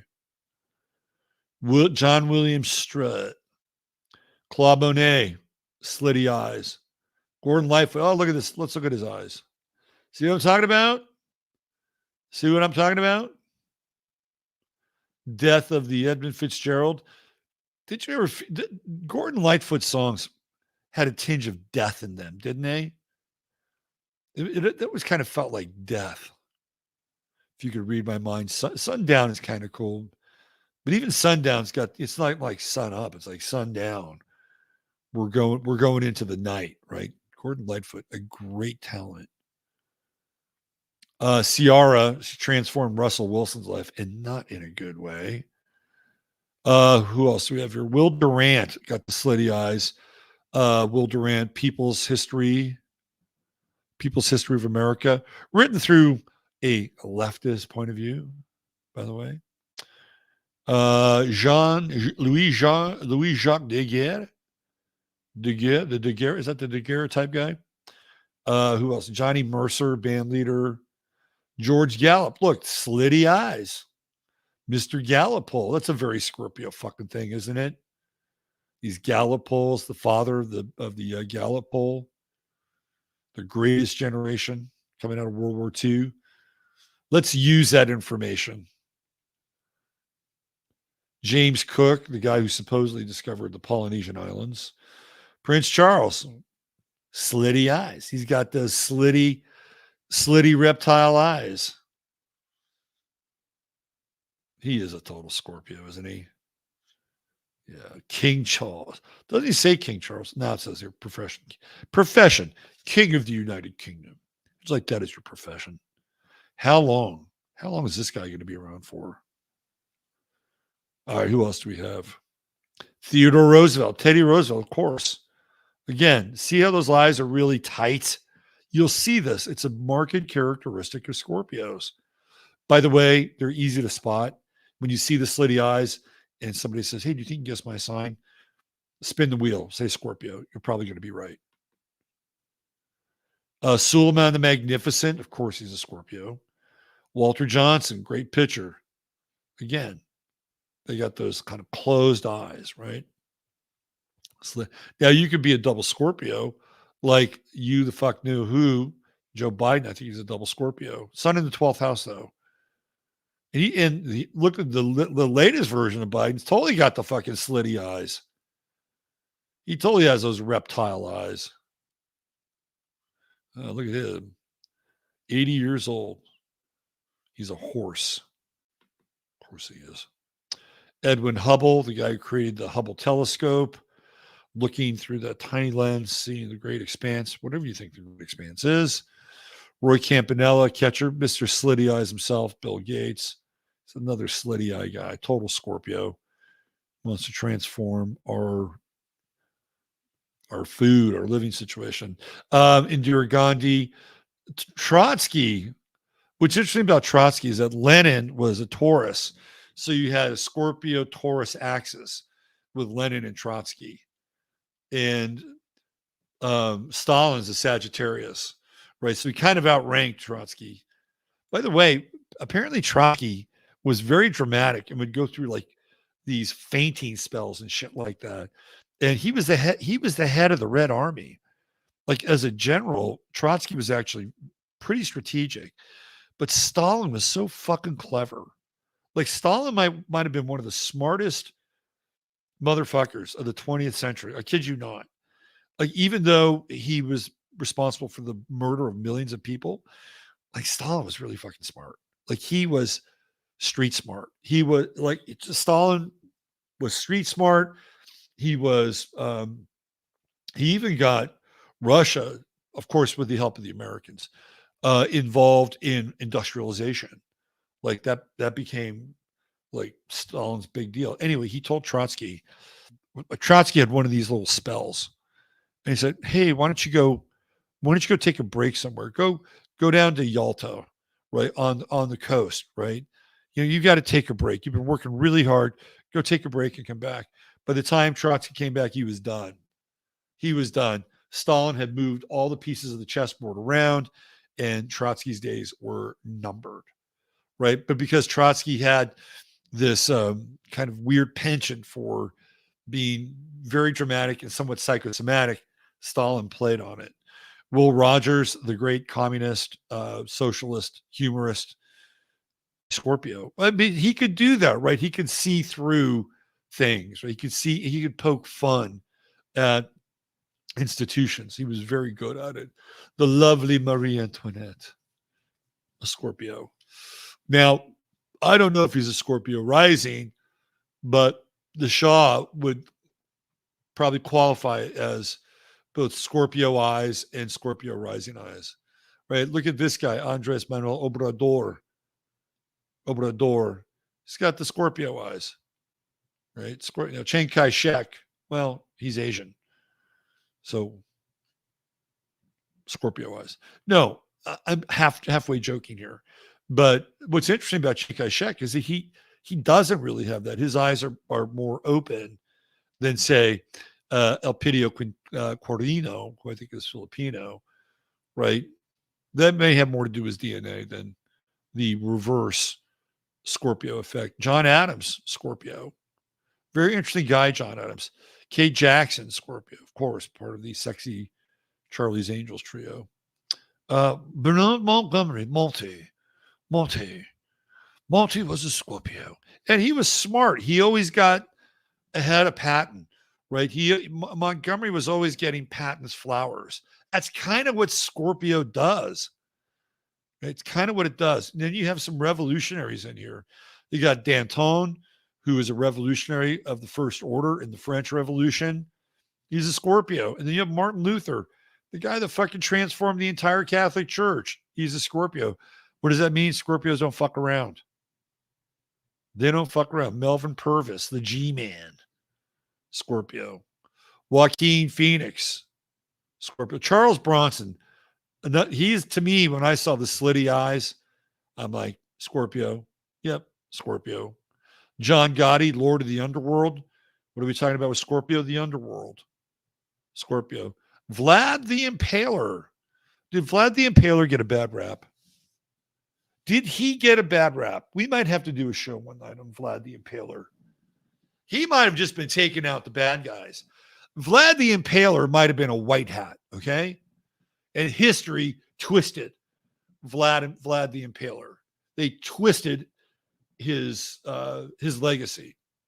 He might have been a white hat.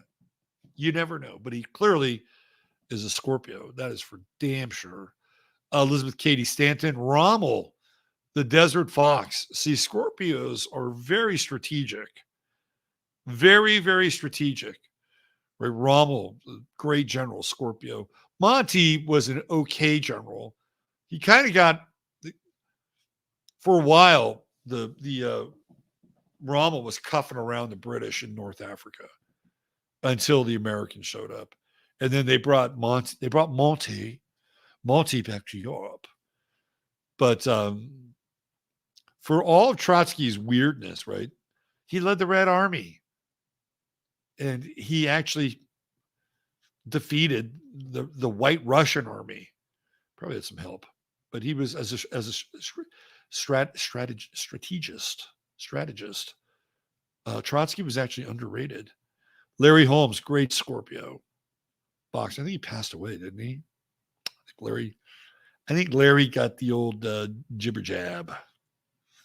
Marie Curie, Scorpio. What is she dealing with? Plutonium, uranium, right? Plutonium, uranium. Warren G. Harding. Those are some fucking Scorpio eyes right there. See what I'm talking about? The slits. The lizard slits. Julia Roberts, Scorpio, of course she is. Frank Bruno, who we played for. Robert F. Kennedy, absolute Scorpio. What did he do? He went after the underworld. That's where he was. They were going after the mob. And that was after the mob said, "Hey, we'll help you." The mob told his old man, "Yeah, we'll help elect your kid, but leave us alone." What does he do? He's a fucking Scorpio. He can't help himself. You know the story of the Scorpio? Of course you do. The frog is crossing the river, right? And the scorpion's there. He's like, "Hey, frog, I want to cross that river." And then the frog's like, what do you need from me? Can I just get on your back? Can I just get on your back and ride you across that river? He's like, why? You're a scorpion. You'll sting me. He says, "Listen, if I sting you, I'm going to die. Why would I do that?" And the frog thought about it. Okay, all right, jump on board. So the frog is going across the river. About halfway through, he feels the scorpion's tail just pierce through his watertight frog hide. And what happens? He feels the poison start to move into his body. He knows he's a goner. And he looks back at the scorpion. He says, "Why? Why did you do that?" He said, "I'm a scorpion. I can't help myself." That was Robert F. Kennedy. He couldn't help himself. He went back on his agreement. He went after the mob. He paid for it. He also had a lot of dalliances. Who else do we have here? Edward VII, William III, Benjamin Banneker. Joni Mitchell's a total Scorpio. When you listen to her music, you can hear her. You can hear her music. You can hear it in her music. Like, she's always talking about relationships, but it's the alchemical narration of her relationships. She's one of my favorite artists. I love Joni Mitchell. Love Joni Mitchell. She's great. Don Juan's Reckless Daughter, great album. Coyote, great album. Don Juan's Reckless Daughter, great song. That is a Scorpio song. Maybe I'll throw up the lyrics here. We'll read the lyrics in a little bit. Tanya Harding, Scorpio. She's got those Scorpio eyes. Charlie Manson, the only person I know that has more Scorpio in his chart than Benito. He's a total Scorpio. Of course he is. Getting other people to do the thing for him, that's some Scorpio shit right there. He's not going to lift a hand. He's not going to get bloody. He's not going to get dirty. They're going to go do it, right? That's some Scorpio shit. Lord is a millennial, right? Didn't she talk about royals? That's a very millennial song, Miss Lord. Who else do we have? Weird Al Yankovic is Scorpio. Who'd have thought? Well, he transforms songs, doesn't he? Through his parodies? Absolutely. Pele is a Scorpio. Of course he is. Katy Perry, Scorpio. Yes, she is. Vivian Lee, Scorpio. Scorpio women have a lot of sex appeal. I mean, let's just be upfront about that. Maradona, Scorpio.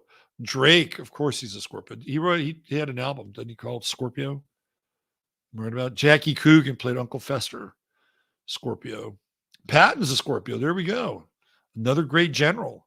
Great generals, Scorpio, right? So he had another guy, Monty, sort of leapfrog him. One Scorpio kind of out Scorpioned another. in World War II. Ken Roswell, the great tennis player, he's got some of those thin eyes, right? Picasso, of course, he's a Scorpio. Of course. Even DiCaprio has those eyes, doesn't he? He's got those little slitty eyes. So does Picasso. Bjork, the Scorpio from another planet. Linda Evans, Scorpio. Let's see, Stan Musial, Scorpio. John Candy. Poor John. Poor John, Scorpio. Love John Candy. What a great guy, right? Big jovial guy. Garfield, another American president. So we got some American presidents here. Harding, Roosevelt, Garfield, Scorpio. We haven't had a Scorpio president for a while. Bobby Kennedy could have been president. He could have been president. Grace Kelly, heard some naughty things about Grace Kelly until she found the prince. She was, let's just say, open for business. James Knox Polk. I don't think that's the president, is it? Is that a different guy? Let me check. Governor of Tennessee. There we go. Oh, he's a president. My bad.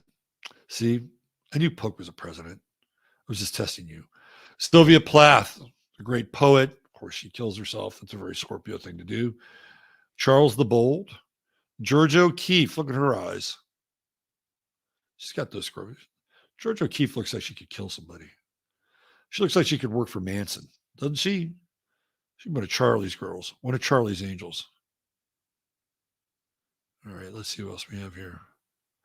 Hedy Lamarr. Of course, Hedy Lamarr, one of the early originators of the internet and the code and everything that went down with it. Jodie Foster, of course, she's a Scorpio. Who else do we have here? Jonas Salk. Not a fan. Not a fan. Scorpio.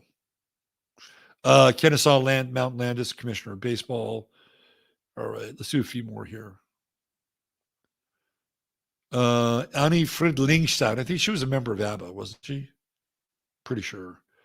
Brad Paisley, the Freemason Scorpio. F. Murray Abraham. That's a Scorpio-looking motherfucker. Right? Played Salieri. Awesome. Awesome. Who else do we have? Klaus Barbie, war criminal, Scorpio. Tilda Swinton.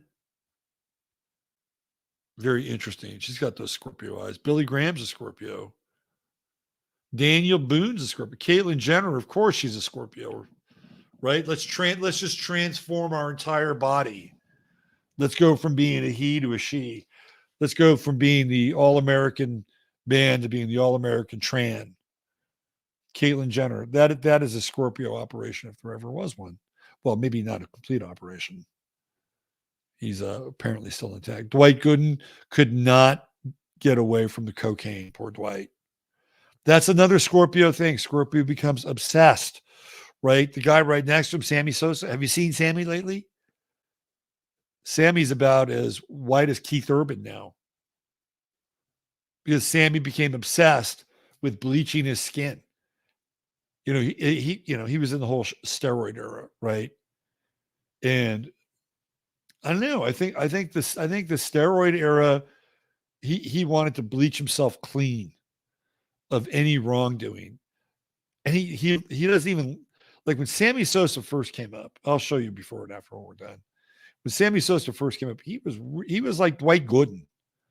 Now he looks like Keith Urban. I mean, he doesn't look like him, but he's almost as light as Keith Urban. You know, a lot of sex symbols here. Gene Shrimpton, one of England's sex symbols, Scorpio. Moss Hart, the playwright, Scorpio. Who else? John Philip Sousa, Mr. Marching Band, Scorpio. Let's see. Future. Didn't Future have a kid with Sierra? A couple of Scorpios. Sierra's transformed Russell Wilson, but not for the better. Meg Ryan, she's got those Scorpion eyes, doesn't she? And what is her claim to fame? Faking an orgasm in a deli in New York, right? When Harry met Sally. Very Scorpion thing to do. Scorpionic thing. And she kind of burned her marriage too, didn't she? She's with what's his name? Dennis Quaid, right? They were together, weren't they? They were. And she went through this weird thing with Russell Crowe in this film in South America. It was a very Scorpion thing to do. She just burned it all down. Let's just burn it down. Colin Kaepernick, of course he's a Scorpio. Speaking of burn it all down, this guy's a Pluto and fucking Scorpio right here. This is what I'm talking about. Here, give me a match. Let me light the NFL on fire. That's what he did. And you had a whole host of people in the media who celebrated Colin Kaepernick. A lot of them were his own contemporaries. A lot of them were older boomers. Like, hell yeah. I remember John Carlos. I remember Jim Hines. I remember Muhammad Ali. Yeah. Yeah.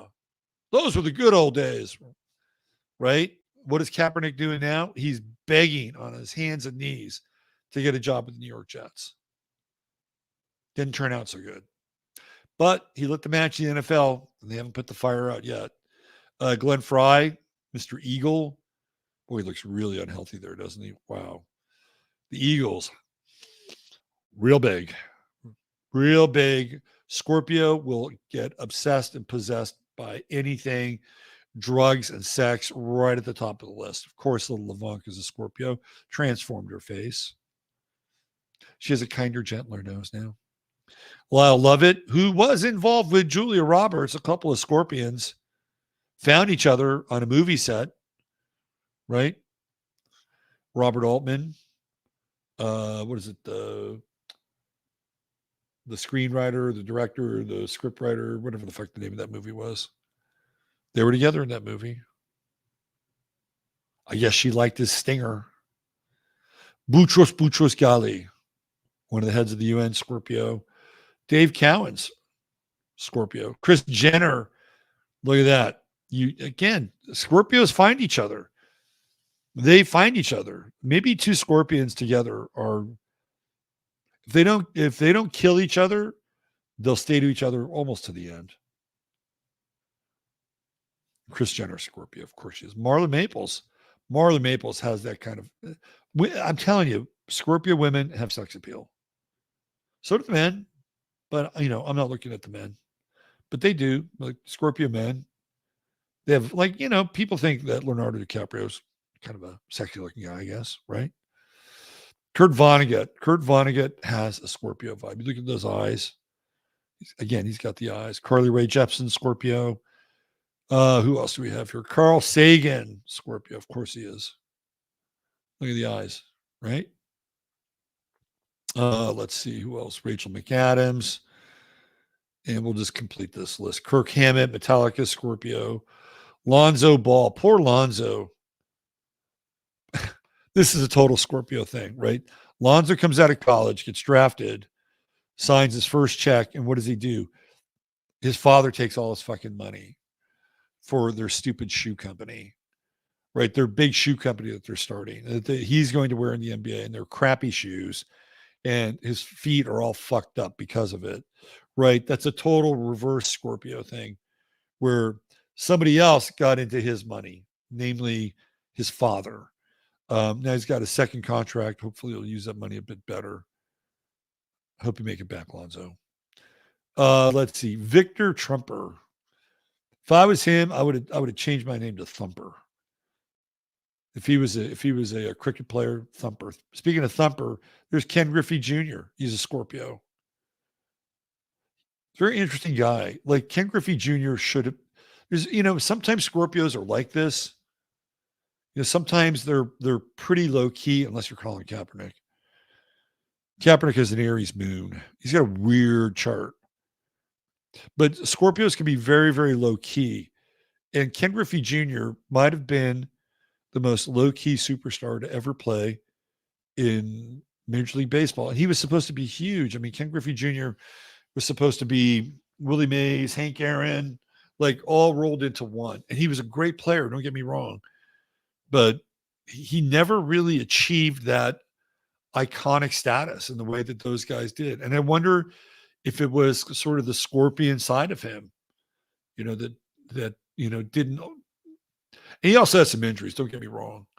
But I would say Ken Griffey Jr. should have been bigger. Is it because of his sun sign? Maybe we'll do his chart at some point. Lisa Bonet, Of course, the Cosby Show. But I tell you, she was in that movie Angel Heart, right? And she's dealing with the devil and the underworld, and she's in Scorpio land in that movie, total Scorpioville, right? And she's got that intensity, and she was able to walk away from Hollywood. Like, that's a very Scorpio thing to do. Like, I'm done. I'm done here. I'll go to Hawaii, and I'll study acupuncture and go marry Jason Momoa when he's old enough. He's still actually about 13 years old right now, but I'll wait. I'll wait for him. Let's see who else we have here. Gerd Mueller, the great soccer player. Gerd Mueller. I think he was a predecessor. He predated Franz Beckenbauer just slightly. Great midfielder. Lenny Wilkens, low-key Lenny. Won championships as a player. I wonder if he won as a coach. So yeah, Scott Weiland, right? Scorpio, of course, EODs. One of the last great rock stars, Scott Weiland. John Keats dies young.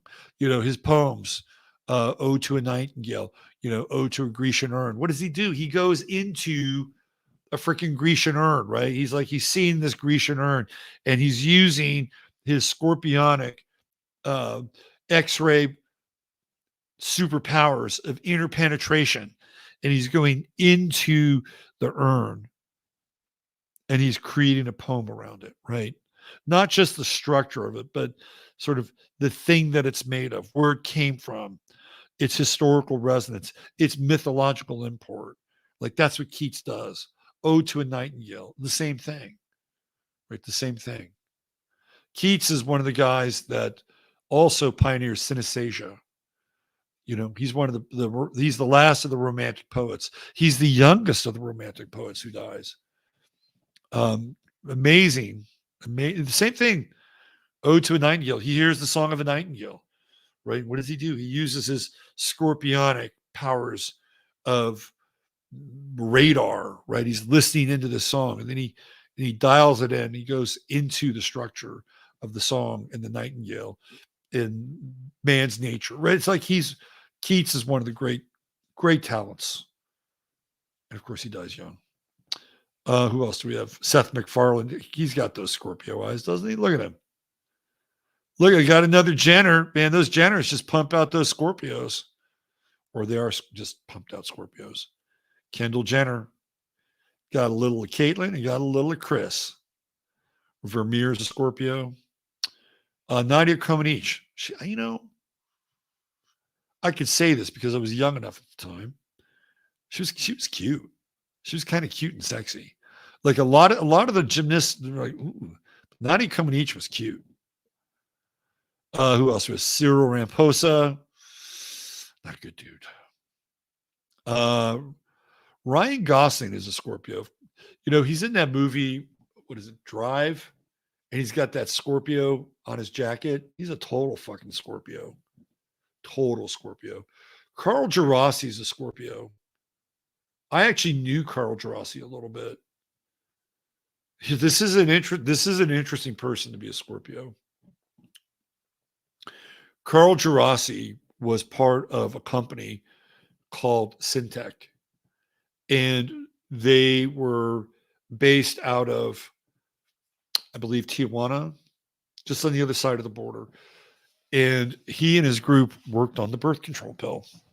So Carl Gerasi is known as the founder of the birth control pill, right? Which is basically they were using horse urine to figure out how to disrupt a woman's cycle, right? How fucking Scorpio is that? The thing that we were just talking about at the beginning of the show, procreation, life force. It would take a Scorpio to fucking hack it. And that's what he did. He and his group hacked it. So Carl Gerasi, the interesting, he had this place called the Gerasi Foundation. And I just knew him just slightly. It's not like I could pick up the phone and say, hey, Carl, can I come over for a coffee or something? I had a friend who was a cook at the Gerasi Foundation. And my friend Stephen Kent did you could go there and you could do these fellowships, right? You have a fellowship there. You stay there They had recording equipment. They had all these things for artists. So I'd been there a few times, and I would run into he when I was there. He seemed like a nice man, but he started this foundation because his daughter committed suicide. She was an artist. So I found it, again, it's a very scorpionic thing to do, right? You create this thing that disrupts a woman's biology. And so therefore interrupts the process of creation itself, right? And so then what happens? Well, he loses his daughter. Now, his daughter was under a tremendous amount of depression. Who knows why? I don't know why, right? But he started this foundation as a result of his daughter who died. So all these artists came through because he didn't want these artists to suffer the same fate as his daughter, right? He wanted a place where they could be supported for their artistic ideas. And I don't know whether she was or not. I don't know the full story about his daughter, but I always thought it was. I don't want to use the word karma because it's a cheap and tacky term in some ways for this, but there does be some connection, some strange connection for this guy that for the most part, plays God, right? Carl Gerasi plays God, and down the line, in a very scorpionic kind of way, it's almost like a ritual sacrifice. Now, I'm not saying that he ritually sacrificed her, but it's almost like a ritual sacrifice. Fascinating. I never made the connection that he was a Scorpio, but I knew all that backstory. Richard Dreyfuss, Scorpio. Jack Dorsey. He looks like a Scorpio, doesn't he? Look how fucking dark he is. He's got the slitty eyes too. Right? He's got the Charlie Bronson eyes. Those are Scorpio eyes. All right, who else? Pat Sajak. Jim Steinman. He's the guy that wrote all the lyrics for Meatloaf. Connie Rice. Of course, she's a Scorpio. Sold her soul. Congressman Jim Bunning, Dave Stockton. All right. We're good. We're done. There's a little tour of Scorpio with commentary. I hope you found that interesting. Let's see some comments here. What do you guys got? Jack Dorothy looks like a meth head afterward. Let's see. Meow Meow said, I got into with a bunch of Scorpio people today because they were saying Scorpio isn't dark and they love intimacy, blah, blah, blah. Scorpio's dark. But, I don't think you should be afraid of Scorpio people. I like Scorpio people. Benito, can't get more Scorpio than Benito. I love Benito. He's great. Jeff Buckley was a Scorpio. He's probably on one of those pages that I didn't see. Robert is going Kaufman on us. Who's Kaufman? Andy Kaufman? Let's see. Barbie is Gemini because she's always down to play. That's pretty funny. Let's see.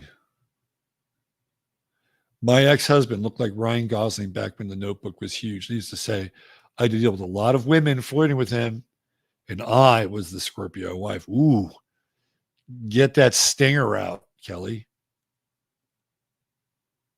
Get that stinger out.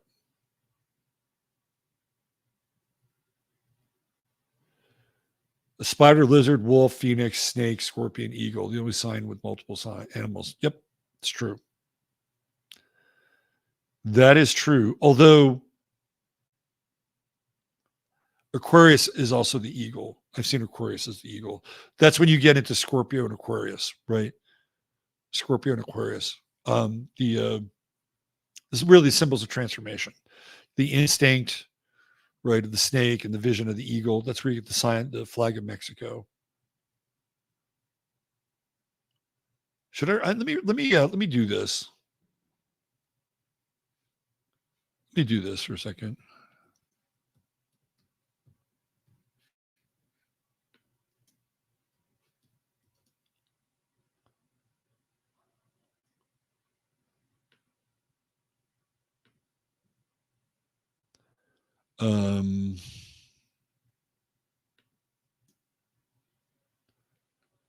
Let's do this. I wish I could just play the song, but I can't.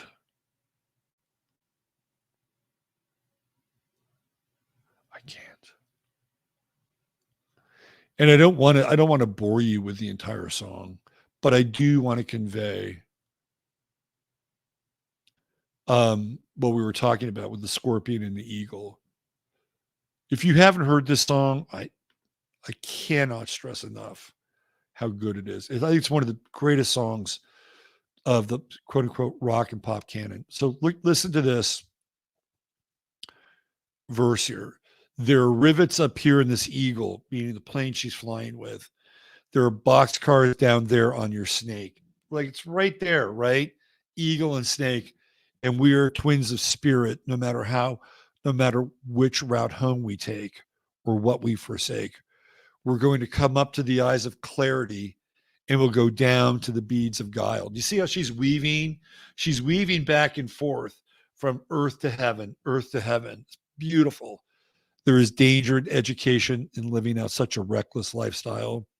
I touch you on the central plains. It was plain to train my twin. It was just plain shadow to train shadow, but to me, it was skin to skin. The spirit talked in spectrums.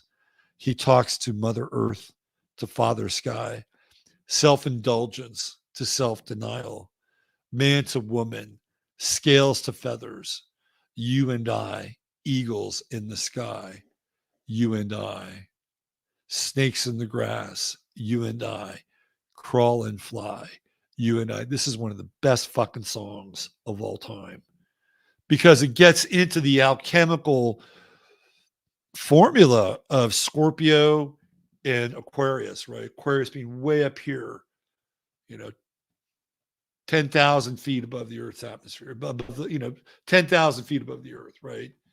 And then Scorpio down there on the plane, the Scorpio, the train that's winding its way across the landscape and connecting the dots between the two. And she's talking about this, she's talking about sex, right? I mean, that's what she's really talking about here. It's this alchemical blending through the lyrics of the earth and the sky, of the eagle and the snake. It's beautiful. Absolutely beautiful. Little Scorpio. See, Scorpio is not all bad. You get fired up with Scorpio, right? Scorpions are great lovers. Ooh. True Confessions in Chattaria. What is the name of the song? It's called Don Juan's Reckless Daughter. Don Juan's Reckless Daughter. Joni Mitchell. There you go. I'm going to look in the mirror now and say, slit-eyed. I'm sorry. I am sorry. 50 Shades of Grey, Scorpio. Yeah, I can see that. I can totally see that.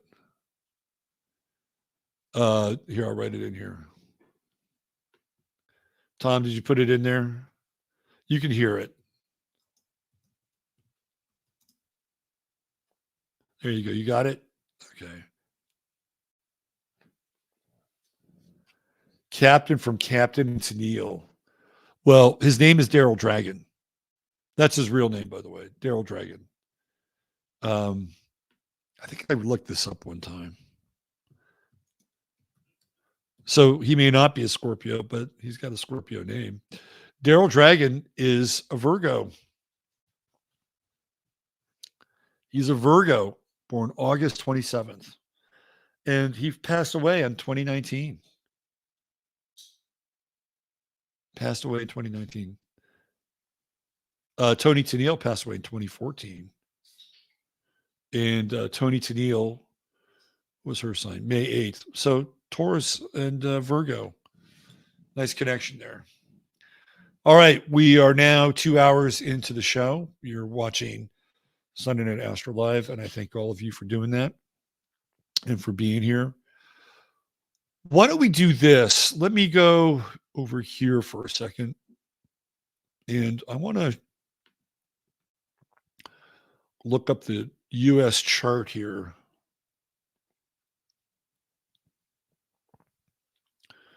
And let's get into the U.S. chart for a minute.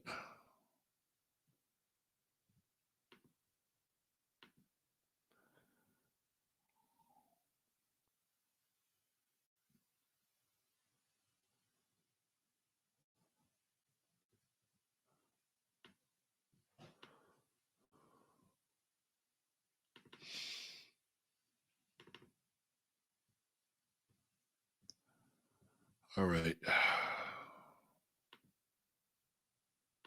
Here we go.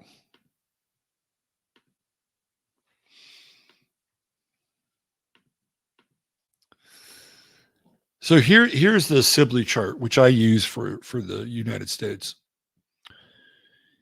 And you can see that the majority of the 12th house here using Placidus is Sagittarius. And right now, Mars is going through the US 11th house in Scorpio, which is somewhat interesting if we're looking at it from a bigger picture, like a collective perspective. The 11th house, of course, being groups and organizations. I could see this period up until Mars gets into about 20 degrees, which is when it ingresses into the 12th house, that you're going to see a lot of infighting in groups. It's already happened. So, for instance, you'll have people that are on the left. They're like, yeah, I'm pro-Palestinian and I'm pro-Hamas. And there are going to be people on the left, I guarantee you, and I'm talking like in Congress, Senate, people like that. They're not going to roll with that, right? Just because the party rolls with it, they're not going to roll with it. But you're going to have people like Rashida Tlaib and Ocasio, the squad, Ocasio-Cortez, the squad, and they're going to kind of set the tone for this. It's already happening. It's happening on college campuses. The defund Israel thing has been going on there for a very long time now anyway, right? So you're going to see this Mars come into the 11th house and just absolutely destroy some of the infrastructure of these groups. Like even on the so-called right, you're going to have people on the right who are just like, fire-breathing Zionists. And if we don't support Israel, everything's going to go to hell in a handbasket, and things are going to happen here, and we're going to have to, that's really like an echo of what was happening during the Gulf War. Like if we don't, that's what happened with 9/11. If we don't get them there, they're going to come here, right? That was really the underlying message. Well, they theoretically came here, but we got to go get them now. We got to go to their caves and smoke them out of their caves, because that's where they're plotting their next dastardly act of horror and terror, right? They sold us that. And that's kind of being passed around again now. It's like, oh, well, if we don't go there now, if we don't support Israel now, boy, we're going to be in big trouble, right? And Israel's almost demanding it. And you've got a lot of these people who are on the payroll because they've taken money from AIPAC. They've taken money from AIPAC for their fucking their elections. There's this one guy, McCall, up in Dallas. He's the guy that's called for the draft, right? Not the draft, but he's the guy that's basically calling for readiness of war. And I showed last week on the Thursday show, front and center, on AIPAC's webpage, there he is, right? Sitting down, having a nice little meet and greet, nice little talk with AIPAC. Who do you think he's listening to, right? So you have people on the right who are, let's go. Let's support these people, regardless. There are other people on the, hold on a second. We just made a big deal out of not giving Ukraine money. And now we got to give Ukraine money. We got to give Israel. There are people on the right who are more kind of right libertarian centric. Like that's starting to come through a little bit. Hold on a second. Why are we involved in that? That's their thing. You can make a case that it is their thing. And then you got people on the left. So we're seeing this fracturing going on. And I talked about this, and you'll see this when I get into the presentation, where I talk about the two major eclipses, right? 2017 and 2023 in April, not counting the one that we just went through, but those two quarter the country. And what happens when you quarter something? Basically pull it apart, right? And what are we seeing inside of the parties? We're seeing a quartering inside the parties. You're seeing the Democrats be split in half. You're seeing the Republicans be split in half, right? That's what's going on. And what's Mars going to do here? It's going to do more of that. Like these parties are representative of the 11th house. They are groups. The GOP is one big fucking group, right? Can we call the Democrats the DOP? No, they're a big fucking group as well, right? They are groups. So we're going to see this is the chart of the U.S. It is not just a random arbitrary chart of the moment. It is going to be like a fiery bowling ball going through the 11th house. That's what Mars is going to do here. Now, as a result of this, right, it could pick up some momentum, and not the best momentum, because I am very concerned about Mars going through the 12th house. And I'll tell you why. They don't need polls anymore. Polls, we looked at George Gallup. They don't need polls anymore. You know why? They're getting all the information they fucking need in real time right now. Like everything that I'm talking about right now and the responses that are happening in chat and however many people watch this video, that is being classified and it is not classified. Classified in the sense that they will classify it in a certain way. Not that it's going to be classified, that it's going to be classified information. It's certainly being classified.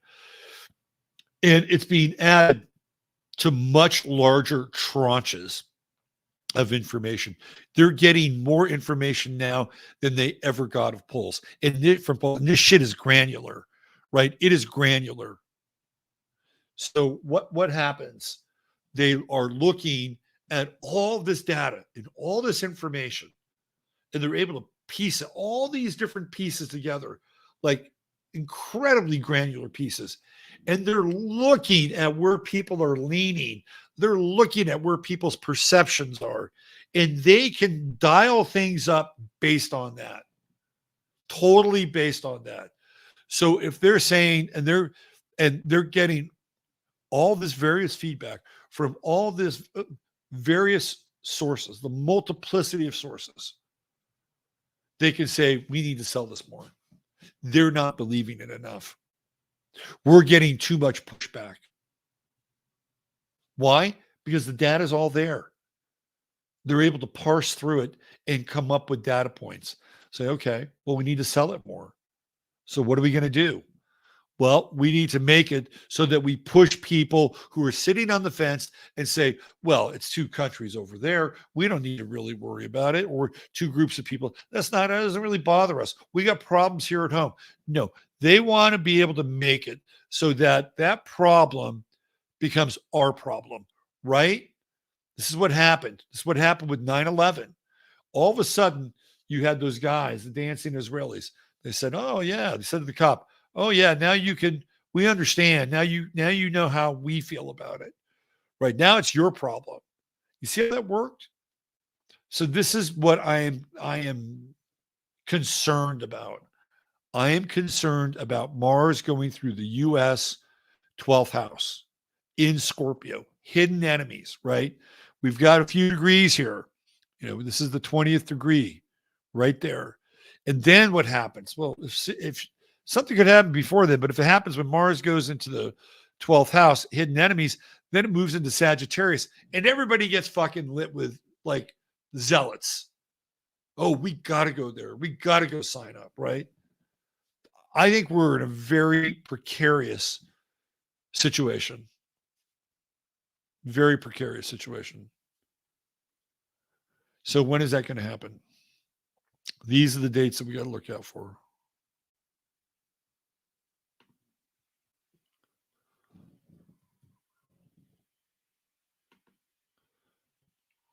Mars at 20 Scorpio.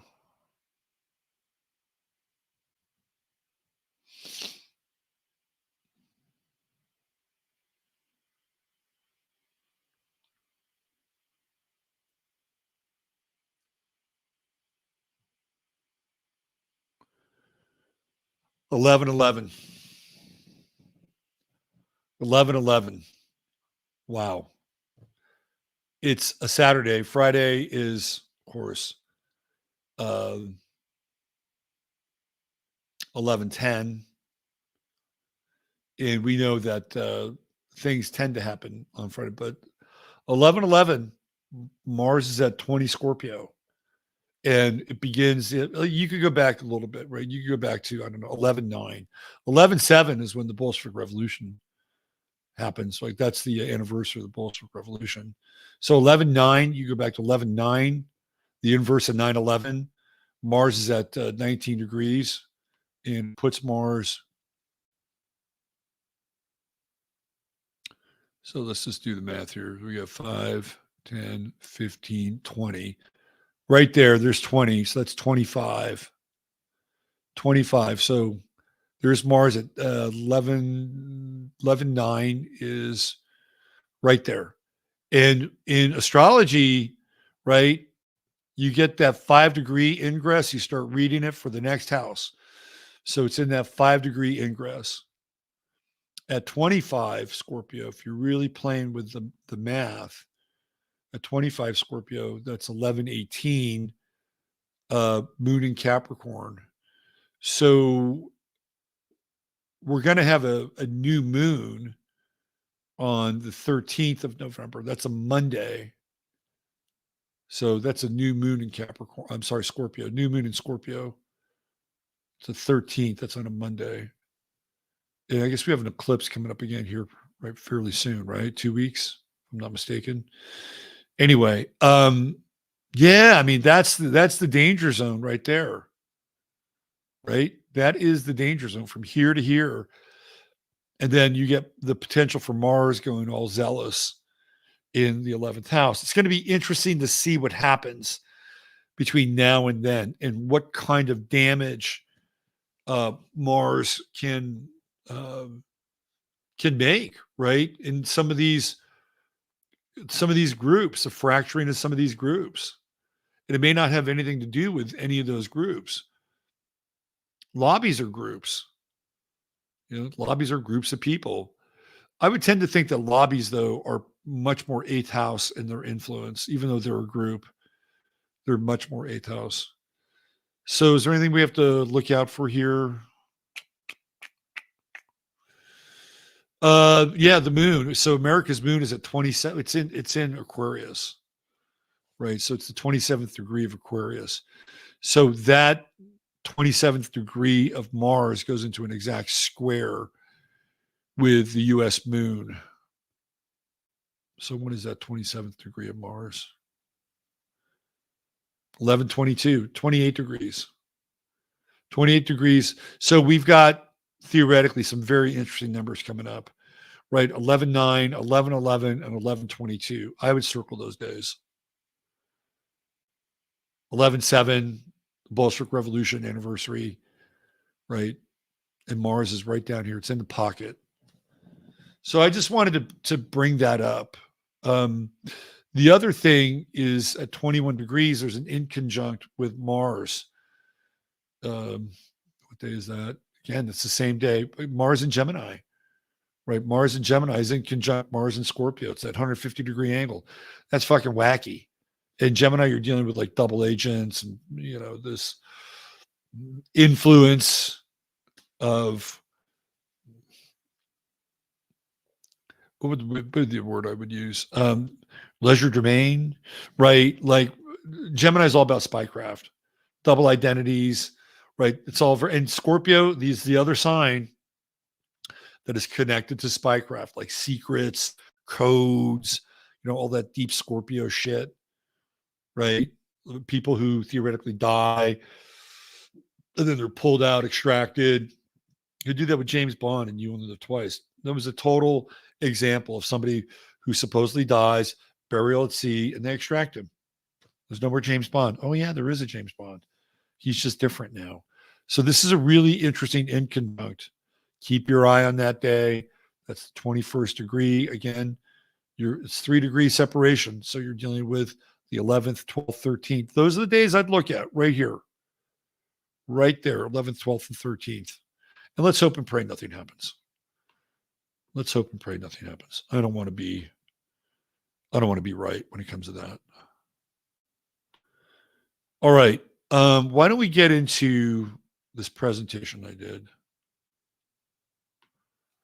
Let's do that, and then we'll get out of here.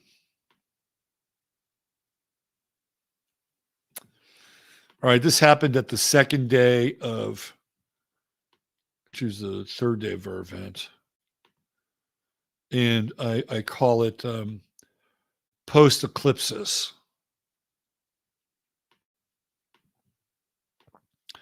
So I'm going to walk you through like the 3 great American eclipses and some of the symbols and the corollary images that go along with this. And so let me make sure I have the right one because I fucked it up last time by not having the right one. Yeah, okay, we're good. All right, so here we go. This is the 2017 eclipse, right? Starts off in Oregon, totality was in Oregon. 33rd state, ends in Florida at the 33rd degree, parallel right there, right? This one comes again from Oregon, and then it came through here, right here, Hill Country, Texas, and then goes down. And then the April eclipse will start here. It actually comes through Sinaloa, Mexico, and goes up through here. So what does this create? It creates the Aleph, which we talked about before on over Florida. So the Aleph, as the first letter of the alphabet, the Aleph or the A became the symbol for the number 1, and with the diaresis, the number 1000 is also the symbol for a famous Greek Bible manuscript, Codex Sinaiticus. It is the alpha. A is the alpha. The Aleph is the alpha. As the initial letter of the alphabet, as a letter having derived from the pictogram for an ox. Okay, it's also a pictogram for an ox. And Texas has a lot of things like steers and bulls, right? And ox is Taurus. Like ox is the steer and the bull and the cow and the buffalo. It's all Taurus, right? So keep that in mind. Keep that in mind. The letter having derived the pictogram for an ox. The letter itself sometimes connotes first, oneness, unity, uniqueness, or strength. Thus, it appears in such words as, and there's a bunch of words that go along with it, but I left them out. So the Aleph is important, right? It's important. It's an important symbol here. Where else do we see the Aleph? We see anarchy, right? The Aleph is the symbol for anarchy because it also begins with A. So just keep this in mind, right? This is very important. As a concept, anarchy is commonly defined by what it excludes. Etymologically, anarchy is derived from the Greek word avapesia, right? Avapesia or avapaxia, romanticized anarchia, where av means and means without, and archaea means ruler. Therefore, anarchy is fundamentally defined by the absence of rulers. So when we think about where we are now, right, we don't have a Speaker of the House. We do not have a Speaker of the House. We actually live in a time, metaphorically, that has no ruler, or we'll throw the word leadership in there. We have no leadership whatsoever. None. None. And when you look at somebody like Donald Trump and you watch what he's going through with all the judges and the court cases, he was just fined $5,000 for contempt of court. Like Donald Trump, in a lot of ways, is the ox. And it's not just the ox, it's the ox that has its horns tangled in a fence. Right? So we're living in a time where there are no leaders. And so what are we seeing on the streets? We're seeing anarchy. There's no leadership, there's no rules, there's no principle. Now there's a much more enlightened form of anarchy, which is self-rule. Most people can't handle it, but we've been ushered into a time of anarchy, right? And the Aleph is the symbol of the A. So I believe that the 3 eclipses will usher in a time of extreme anarchy. Like we will be shown either directly or indirectly that we have no leaders. Like the leaders don't listen to the people. Nobody wants to pay these countries any more money for their stinking fucking wars. Let them get their own money, right? So this is a version of being leaderless. And when you're leaderless, when there is no defined and sacred rule of law, you have lawlessness in the streets, which is what we're dealing with. And there's a very good chance that the third of these three eclipses will bring even more. I'm just being upfront here. Why? We've got 500,000 new citizens. Where are they all coming from? Here. And this final eclipse is really the march of the south into the north. That's what it represents. It is the march of the south into the north. Right? This is here, down here, it's here. No, this is here to here. And we have 500,000 new citizens. There they are. There they are. How many of them are fighting age? Between 300 to 400,000 of them. These were captured, men captured down by the border. The majority of them are Chinese, by the way. And their faces are being bleared out because they don't want you to see that. Right? We cannot turn a blind eye to what's happening. Sorry. And it's also part of the eclipse picture, especially the final phase right there. Right there. Okay.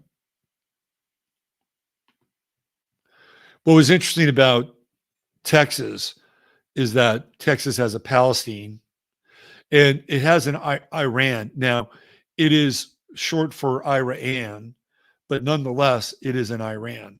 I've actually been there, got gas there. So at Palestine, we used to have a Jerusalem here in Texas. Yep.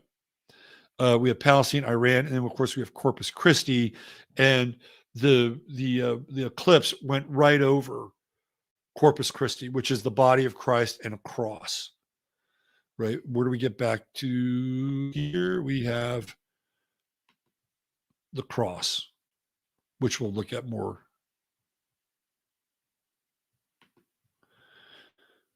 So those are all symbols of the Middle East, right? Iran, Palestine, and of course, the body of Christ, who theoretically died on Mount Golgotha, right? All images, symbols of over there. So I looked at Israel's chart with the eclipse. And there it is, right? Israel's on the inner wheel. And Israel is a Libra rising chart. It's one of the reasons why Bibi Netanyahu's been so successful in Israel, because he's a Libra and his sun is very close to the ascendant of Israel, right? Just off the back end here in the 12th house. So he's not only the face, but he's also leading behind the scenes, right? So the eclipse was happening right on. Now, when you have, like, you don't have to be in the center of the eclipse for the eclipse to affect you. I shared this story before where I've seen people fundamentally, like people that I know deeply, up close, personal, change when an eclipse happened right on their damn sun. I saw it right before my eyes, and they were not the same person after that. You don't have to live on the eclipse line. Israel will never be the same after this.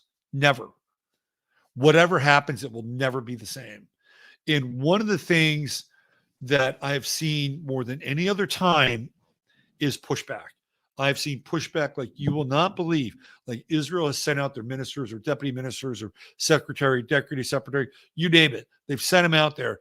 And I have seen major pushback on what they believe being the people that are interviewing them to be the truth, because they have found that in a very brief period of time, some of the things that they have talked about that were the things that supposedly happened that kicked this thing off didn't happen.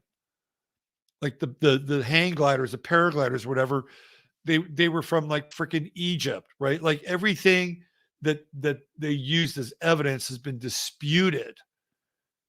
disputed and found it to be not true. And even the picture of the babies who had their heads cut off were not true. I'm sorry, they're not true. And people have been showing this to Ben Shapiro and all these other people, and they don't fucking care. But what we're seeing here is the rest of us are going, well, hold on a second. Right? We have been going through these psychological operations for years now. Like, we're like looking at this thing through different eyes. We're not looking at this through 9/11 eyes. We're not. It's just not what's happening. So we're seeing this as it relates to Israel. And again, there are people that live in Israel, they can't stand fucking Netanyahu. Just like there are people in this country that can't stand fucking Biden, or they can't stand fucking Trump, right? They can't stand him. They don't like the way the country's going. They think it's overly hawkish, right? I'm not saying that this is the entire country, okay? But these are the people, and Netanyahu is one of those people, and his son is right there. They're making the decisions. It is their policy, right? The Likud and the Zionists are in control. But what's happening now is we're starting to see this. And the scales are balancing, right? They're starting to balance out. It's like, whoa, wait a second. Wait a second. This is not adding up here. And I was just watching Jimmy Dore, and Jimmy Dore was going into the creation of Hamas. Like, the Israeli government created Hamas. Benjamin Netanyahu has a freaking quote that says, here's what we'll do. They got the PLO. We'll start Hamas. We'll set them against each other. They'll fight each other. We'll divide and conquer here. It's exactly what happened with Hamas. Now, Hamas may have metastasized, and now it's a beast that they can't control. I don't claim to know everything. Right. But what I do know is that the reasons that they gave us have been not only disputed, but disproven.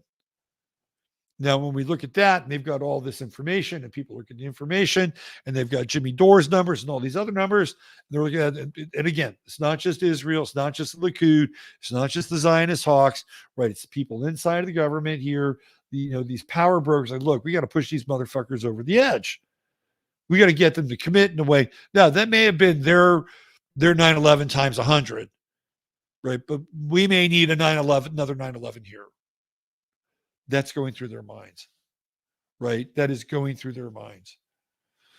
And keep in mind, what have we had over the last 6 months? This. Do you think it would be difficult to pluck a group of people out of here who are either part of a certain group, or you could turn them into a group and then turn them loose on American soil? You got plenty of patsies. There are either plenty of patsies or there are plenty of what? Sleeper soldiers. So the eclipse happens here. We're going to see what happens. We're seeing what happens, right? The ascendant is darkly illuminated.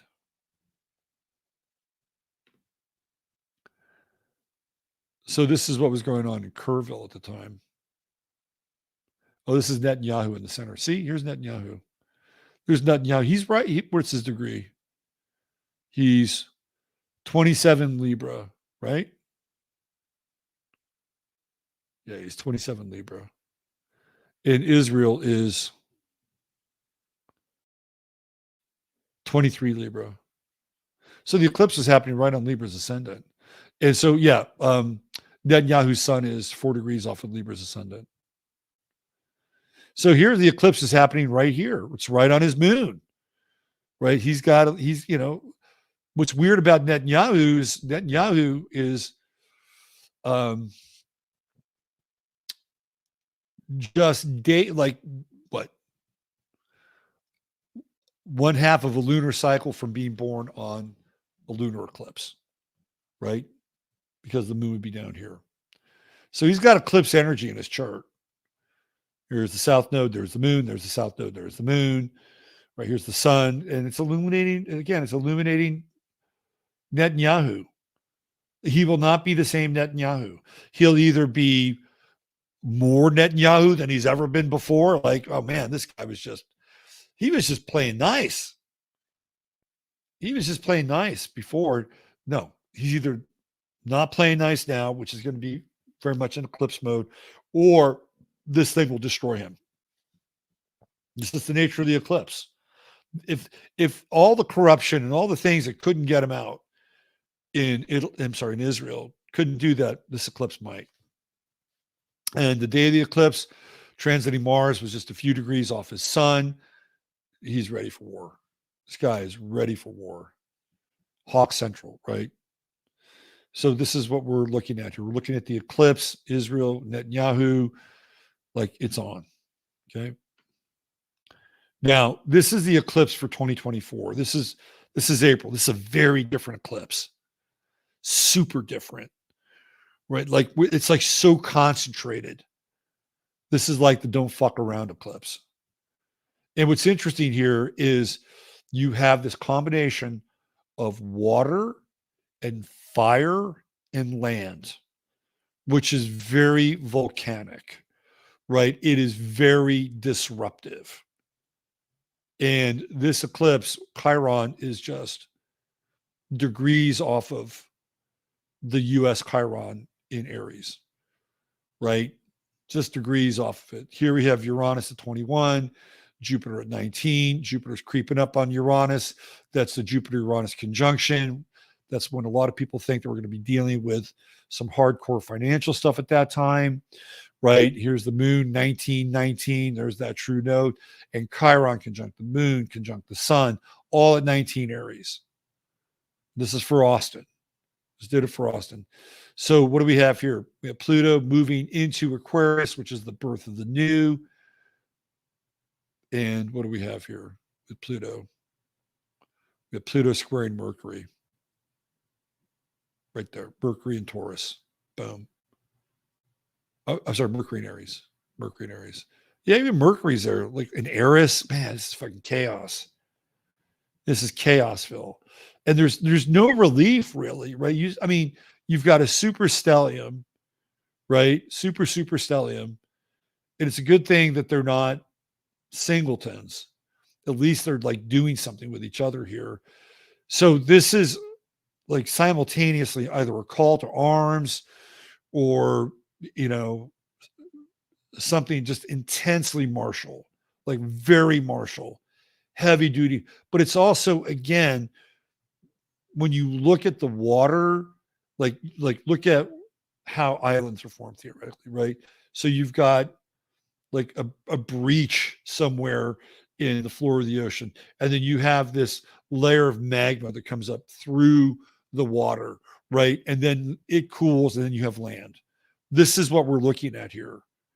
This is the dynamics of this eclipse from an elemental point of view.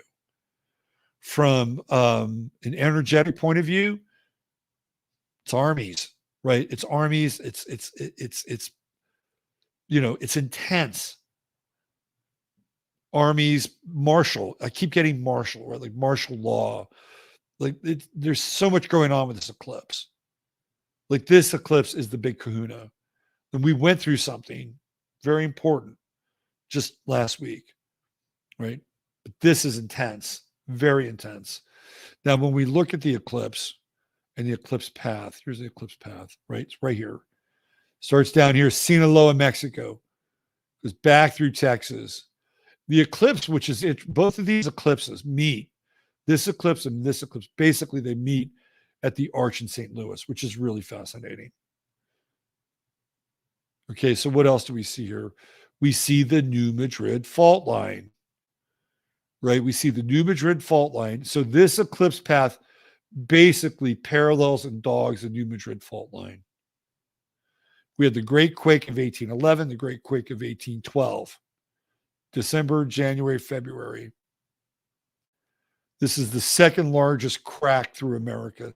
This, by the way, is where the Mississippi River flows, right? And we've all seen those maps like Gordon Michael Scallion, Edgar Casey. This becomes a small ocean right here, right? A small ocean. And what are we looking at here? Water, fire, new landmass. When I saw this eclipse a long time ago, I thought to myself, if there was going to be an eclipse that would fundamentally change the geology of this country, it would be this eclipse right here. Just look here, here. Here is not far off from where the other eclipse, right? We have to go down a little bit further. This is up by the Puget Sound. This is the 17,000 mile crack across America. They meet right here. And what did we see? What did we see?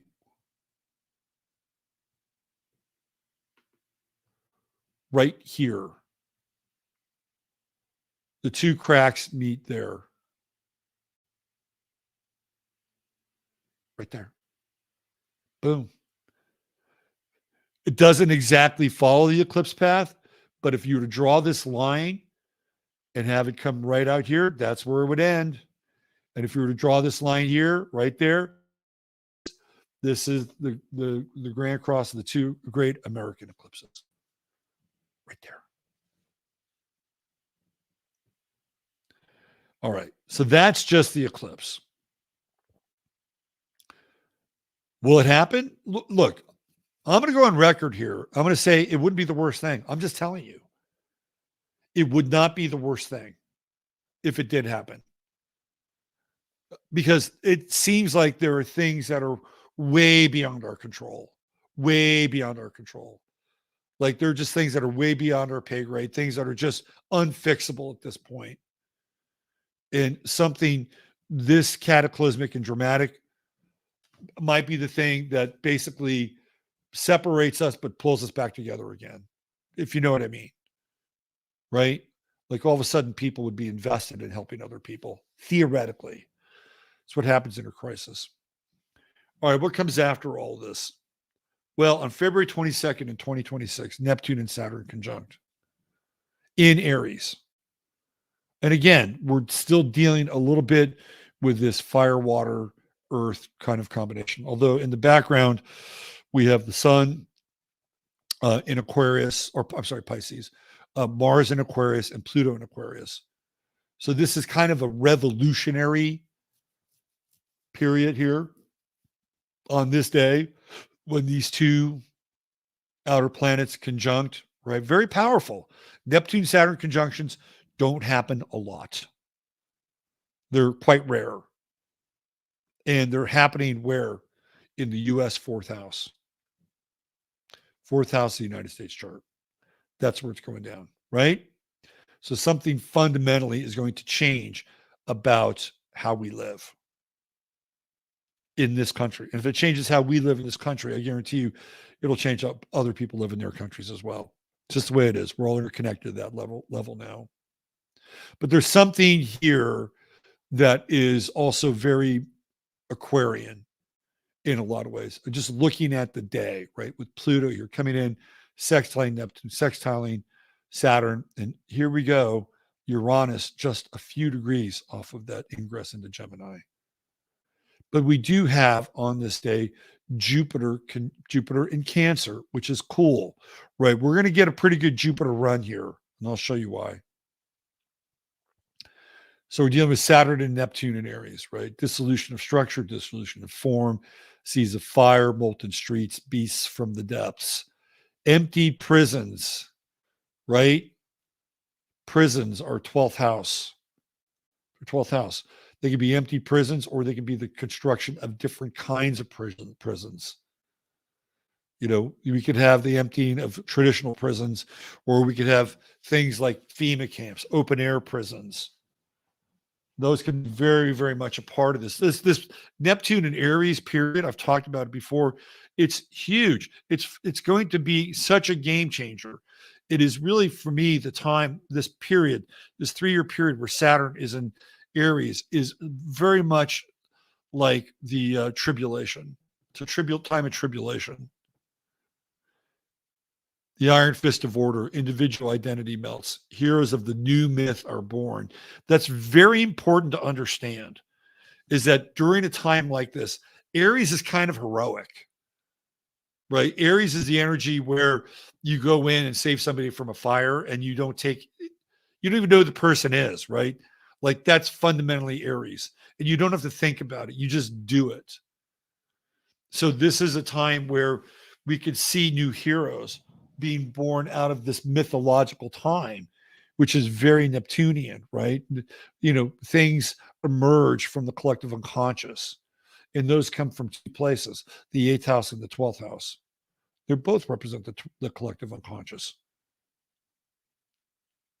The last time Saturn and Neptune conjoined was when Saturn and Neptune were in Capricorn. Oh, look at that. What did we see during that time? 1989, Saturn-Neptune conjunction in Capricorn, dissolution to communism. April 27th, Tiananmen Square demonstration. May 2nd, Hungary dismantles 150 miles of barbed wire.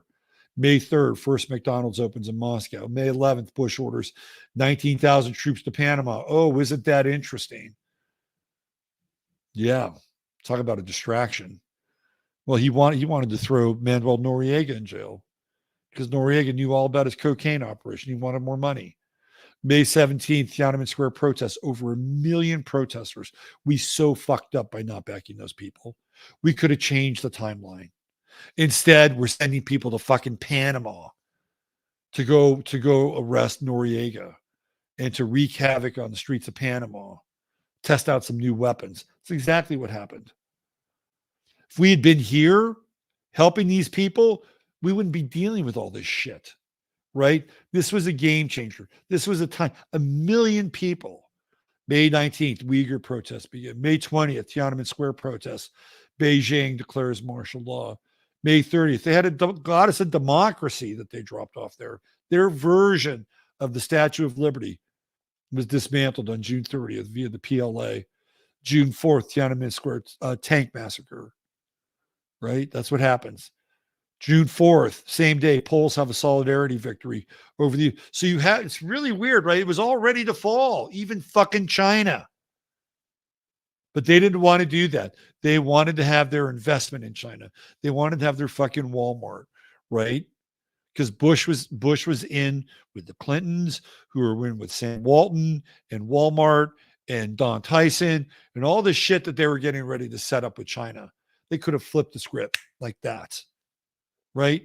June 5th, Tank Man. Because we're witnessing, this is what happens when Saturn and Neptune conjoin, right? You see the fall of structures. You see the fall of structures. June 30th, Sudanese coup d'etat. We're beginning to see the fall of South Africa. July 5th, President Botha, South Africa meets Mandela. It's happening, right? Minority rule is about to come to an end. France celebrates the 200th anniversary of the French Revolution. Saturn-Neptune conjunction. August 23rd, Singing Revolution. 2 million people from Estonia, Latvia, Lithuania joined hands to demand freedom and independence from the Soviet Union. They're going to sing their way out of it. Isn't that beautiful? They're going to sing their way towards revolution. Might have worked. October, Nathan's famous hot dog opens in Moscow. You know that the revolution is complete when they're serving a fucking Nathan's hot dog in Moscow. October 17th, hello, Neptune, Saturn conjunction, Loma Prieta earthquake. October 17th. November 7th, Communist government of East Germany resigns. December 1st, East Germany abolishes the constitutional provision granting communist-dominated socialist unity party of Germany its monopoly on power. It's over, right? So we see Neptune, Saturn conjuncting in Aries. We're looking at something very similar. It's the individual who could be over. It could be the bonds that have enchained the individual. Could also be the rise of fascism, a real fascism, a fascism like we've never seen before, with that Neptune-Saturn conjunction in Aries, the seizing of production, the seizing of assets, right? The individual becomes subsumed, but at the same time, the individual has the potential and the power to rise out of this thing. Let's keep going. When was another time Saturn and Neptune were conjoined? 1917. October 10th to November 7th, the Bolshevik Revolution, the height of the Neptune-Saturn conjunction in Leo. What were they doing? They were overthrowing the Tsar and the Tsaress. Bless their hearts. All the Russian banks were nationalized. All private property was nationalized by the government. So what we saw um, in Russia was the denationalization of everything, right? And that's when the majority of the millennials are being born. Is during that time, that Neptune Saturn conjunction, right? And then Uranus comes in and plays a role. Not the majority, 3 years worth. All Russian banks were nationalized. Private bank accounts were expropriated. The properties of the Russian Orthodox Church, including bank accounts, expropriated. All foreign debts repudiated. Control of the factories was given to the Soviets. The means of production was seized, right? And we're headed in that direction with the Neptune-Saturn conjunction. I'm just telling you. Now, there was another time when Saturn and Neptune were conjunct, and none of this happened. Do you know what it was? It was during the 1950s, and we were just coming out of World War II, and Neptune and Saturn were in Libra. Nothing like this happened. Why? Well, because they couldn't let it happen. They had already gone through all of the deconstruction from World War II, and prior to that with World War I, they needed stable ground and solid footing. Saturn, by the way, is exalted in Libra. That's another reason why it's exalted in Libra. So here, Saturn in Aries, ooh, it's in its fall, right? It's in its fall, Saturn in Aries. So that's one of the reasons why astrologically didn't happen, because it was exalted. The other reason was like, fuck it. We got to get the world back on course, and we got to industrialize and make a lot of money. Right. So it was kind of a period where they had some peace until, of course, the Korean War got kicked up. Okay. So who will this affect the most? Gen X, of course. Why? Because Gen X has Pluto and Libra in their charts. And also Gen A, the generation ahead. So these are the two generations that these aspects and transits are going to affect the most. Gen X, Uranus and Libra, 1968, Pluto and Libra, 1970, second Saturn return in Aries, Chiron and Aries throughout Gen X. Well, except for some Chiron and Taurus. Saturn, Neptune, Pluto opposition. We talked about that earlier. The Neptune, Pluto opposition. Oh, let's throw a little Saturn in and turn up the heat for Gen X. Gen X is going to be your time. You are going to have to stand up during this period, right? The one generation, who was it? The middle, the Peter Brady, the Brady Bunch, the Jan Brady of the Brady Bunch, right? Peter and Jan. It's Gen X. You're going to have to step up. It's going to be your time. Calling your number, Gen X. Gen A. There we go. There's our Gen A, right? Gen A, Pluto and Capricorn, right? They're on the inside. Let's just go over this here. Pluto and Capricorn.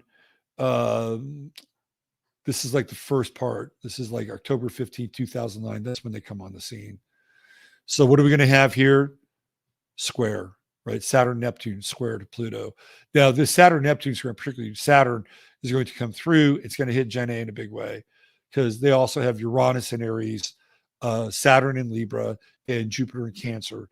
And that group is right around 2010 to about 2013, that 3-year run, right? The 3-year run of Saturn in Libra.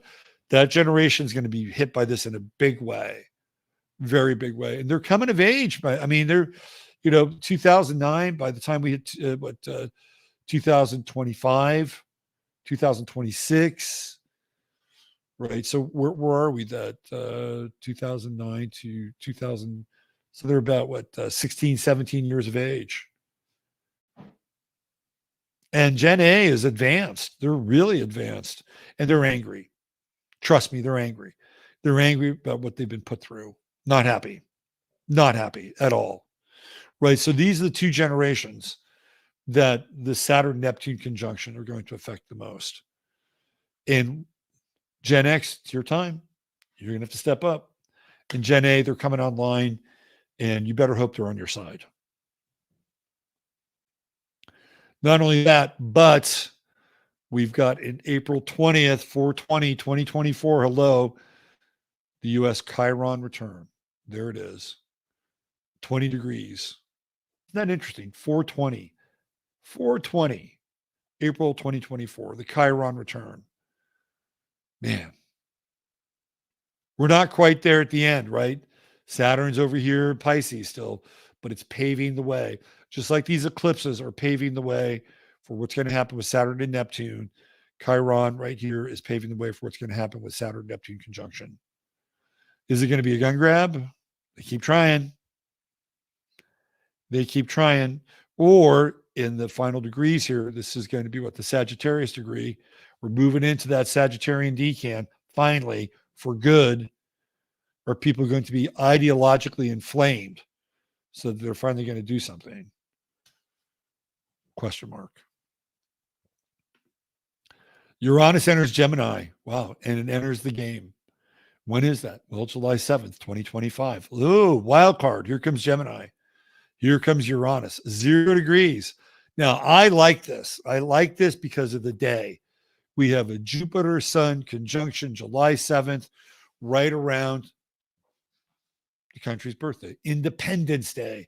Sirius is also there. So you have the sun, the 3 great suns, right? Sirius, the binary star, the second sun of the solar system, Jupiter. I love this day, right? To me, this day, 2025, is a bit of the turning of the tide. Now we have Saturn here and Neptune here. We got this grand trine energy happening. To me, this is a special day, right? This is the day of the clarion call. And even here with Venus and Uranus conjuncting, right? Let's like, fuck it. We've had enough. And that Mars square, people in the South Node here, the South Node's gone over Mars. But I feel like the South Node is a reminder of people like understanding in Virgo that things are really worth fighting for. Virgo understands things like finite, right? Pisces has no clue about finite. Pisces, everything is open-ended. Virgo is finite. And so people are realizing that things are finite, like we're coming to an end of something. And we better like do something about it. To me, this is a very interesting day. And you get this moon in Sagittarius, and it's a trine with Mercury and Leo, and it's coming in here with a trine with Neptune, trine with Saturn. It's all good. It's all good. And we have this idea of like what it is to be an American, to live, to sacrifice, to even die to some extent, right? Like it's all part of what we're seeing here. And what's really, really interesting is the role that Uranus and Gemini played in the lead up to the Revolutionary War. March 23rd, 1775, Uranus in the final degrees of Taurus here. The American Revolution, Patrick Henry, delegate to the Second Virginia Convention, after the Virginia House of Burgesses was disbanded by the royal governor, delivers his "Give me liberty or give me death" speech at St. John's Church in Richmond, Virginia. Right? This is just after that. March 23rd, we're talking April 9th, just weeks after that, Uranus moves into air in Gemini, right? And everything kicks in, right? It totally kicks in. And look, we had just gone through a Saturn-Neptune conjunction. Look at that. Look at that. Saturn-Neptune. So we see again, things happen when Saturn and Neptune come together, man. Systems change. Governments change. The ruling class or the ruling party or the people that have been in power change. It happens. Look at that shit. 2025, 2028, 5 years of upheaval. 2028, uneasy beginnings of a new land. So here we finally, after all the years, after, Uranus moves out of Taurus into Gemini, right? Jupiter moves out of Taurus, and we come into water and fire and air.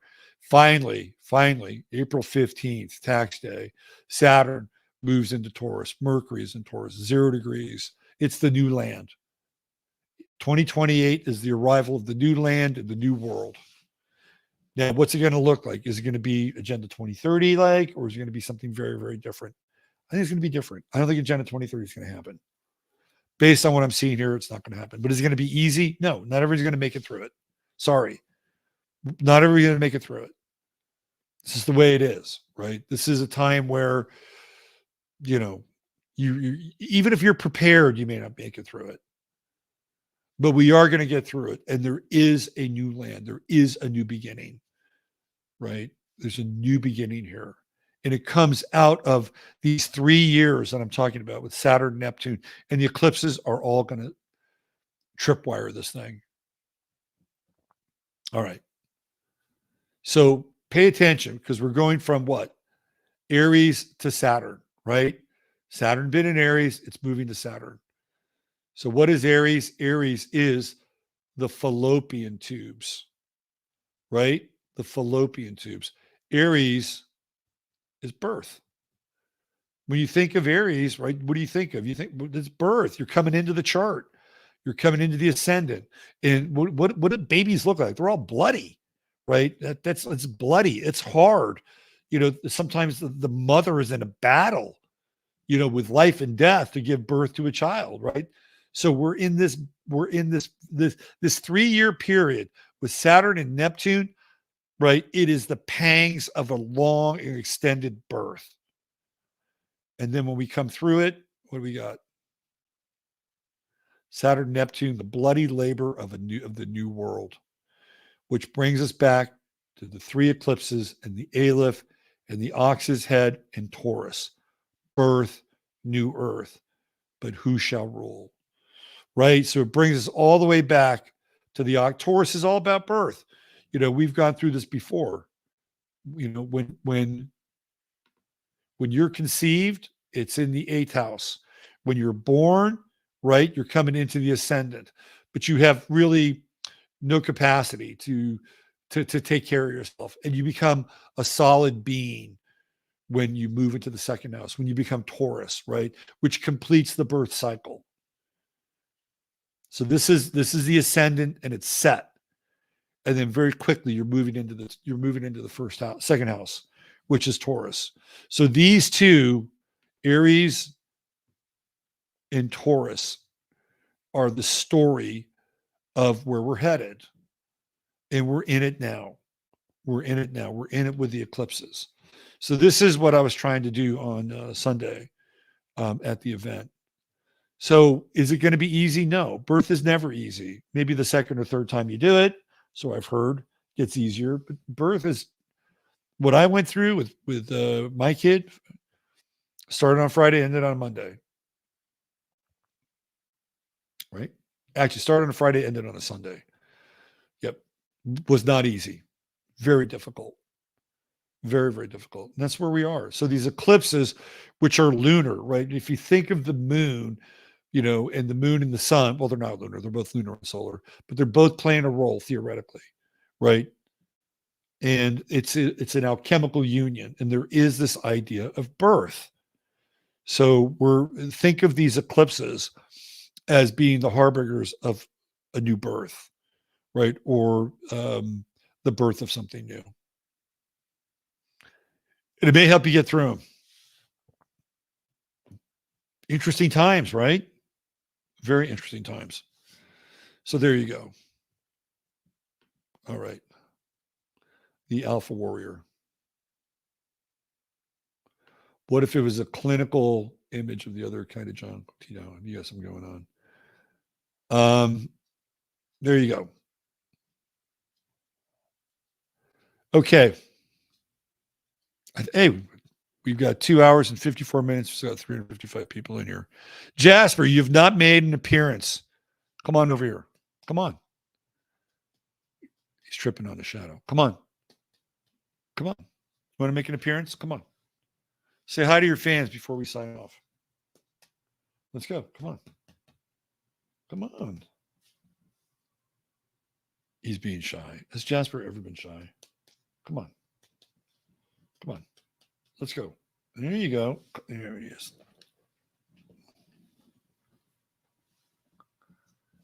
There he is. We're going to end it on a good note, aren't we, Jasper? Chataria. Rah, rah, rah. All right. I'm going to leave before I get too goofy. This is it, man. Use your head in order to discern what's real, your heart to stay up on what's possible. Thank you for being here. Don't give up. Do not give up. Hang in the game, right? No matter what you do your best to live your life with honor, dignity, and respect. Okay? That's the credo of the warrior. We all have the ability to do that. Honor, dignity, and respect. Oh, look who's here. By the way, she got out the other day. You guys don't know this story. She got out the other day. She was gone. She was gone overnight. I had to talk to one of my neighbors. Apparently, this is a true story about Peachy. The neighbor who I contacted, who said she saw her, apparently, this is the story. The neighbor went to Walmart. She lives behind me. Got the kind of barn dominium thing going on back there. The neighbor went to Walmart, came home. Her husband goes into the car, opens the hood of the car, and Peachy jumps out of the fucking hood of the car. This is in December of last year. And she started showing up here around January, February, right around then. And so they think that she climbed into the engine well of the car and traveled from Walmart to here in the fucking engine. And then that's where she went. She got out of the house, was gone overnight. And she told me, her name was Bobby. She told me that she had seen her and then she saw her jump over the fence. I come home and I hear this meow. And she's in one of the bushes. And of course, I have to coax her out of the bush. Oh, come on, Peachy. Oh, come on. You can come out. Come on. She's taking her sweet fucking time. I even think she took a shit in the bush, to be honest with you. It's like she knew she had to come back in. So she's like, okay, let me take one more shit before I have to go back into civilization. One more shit in the woods before I do this. Anyway, she's not going to come. All right. Thanks for being here. Mods, you're the best. Always. Thank you for all the work you do. Chatar, you're the best. Great chat group on the internet. Find me on Serious Sports tomorrow night with my guy, Al Dog. And who knows, maybe we can get Gracie over there for tomorrow night's show. We'll see if she's willing and able. And that's it. Buy me a cup of coffee if you want. There's a link in there. If you want a reading, you know where to find me. Use your head in order to discern what's real, your heart to say what's possible. Dignity, respect, and honor. Live your life with those three words, and you will never fall short of anything you'll endeavor to do. Bye for now.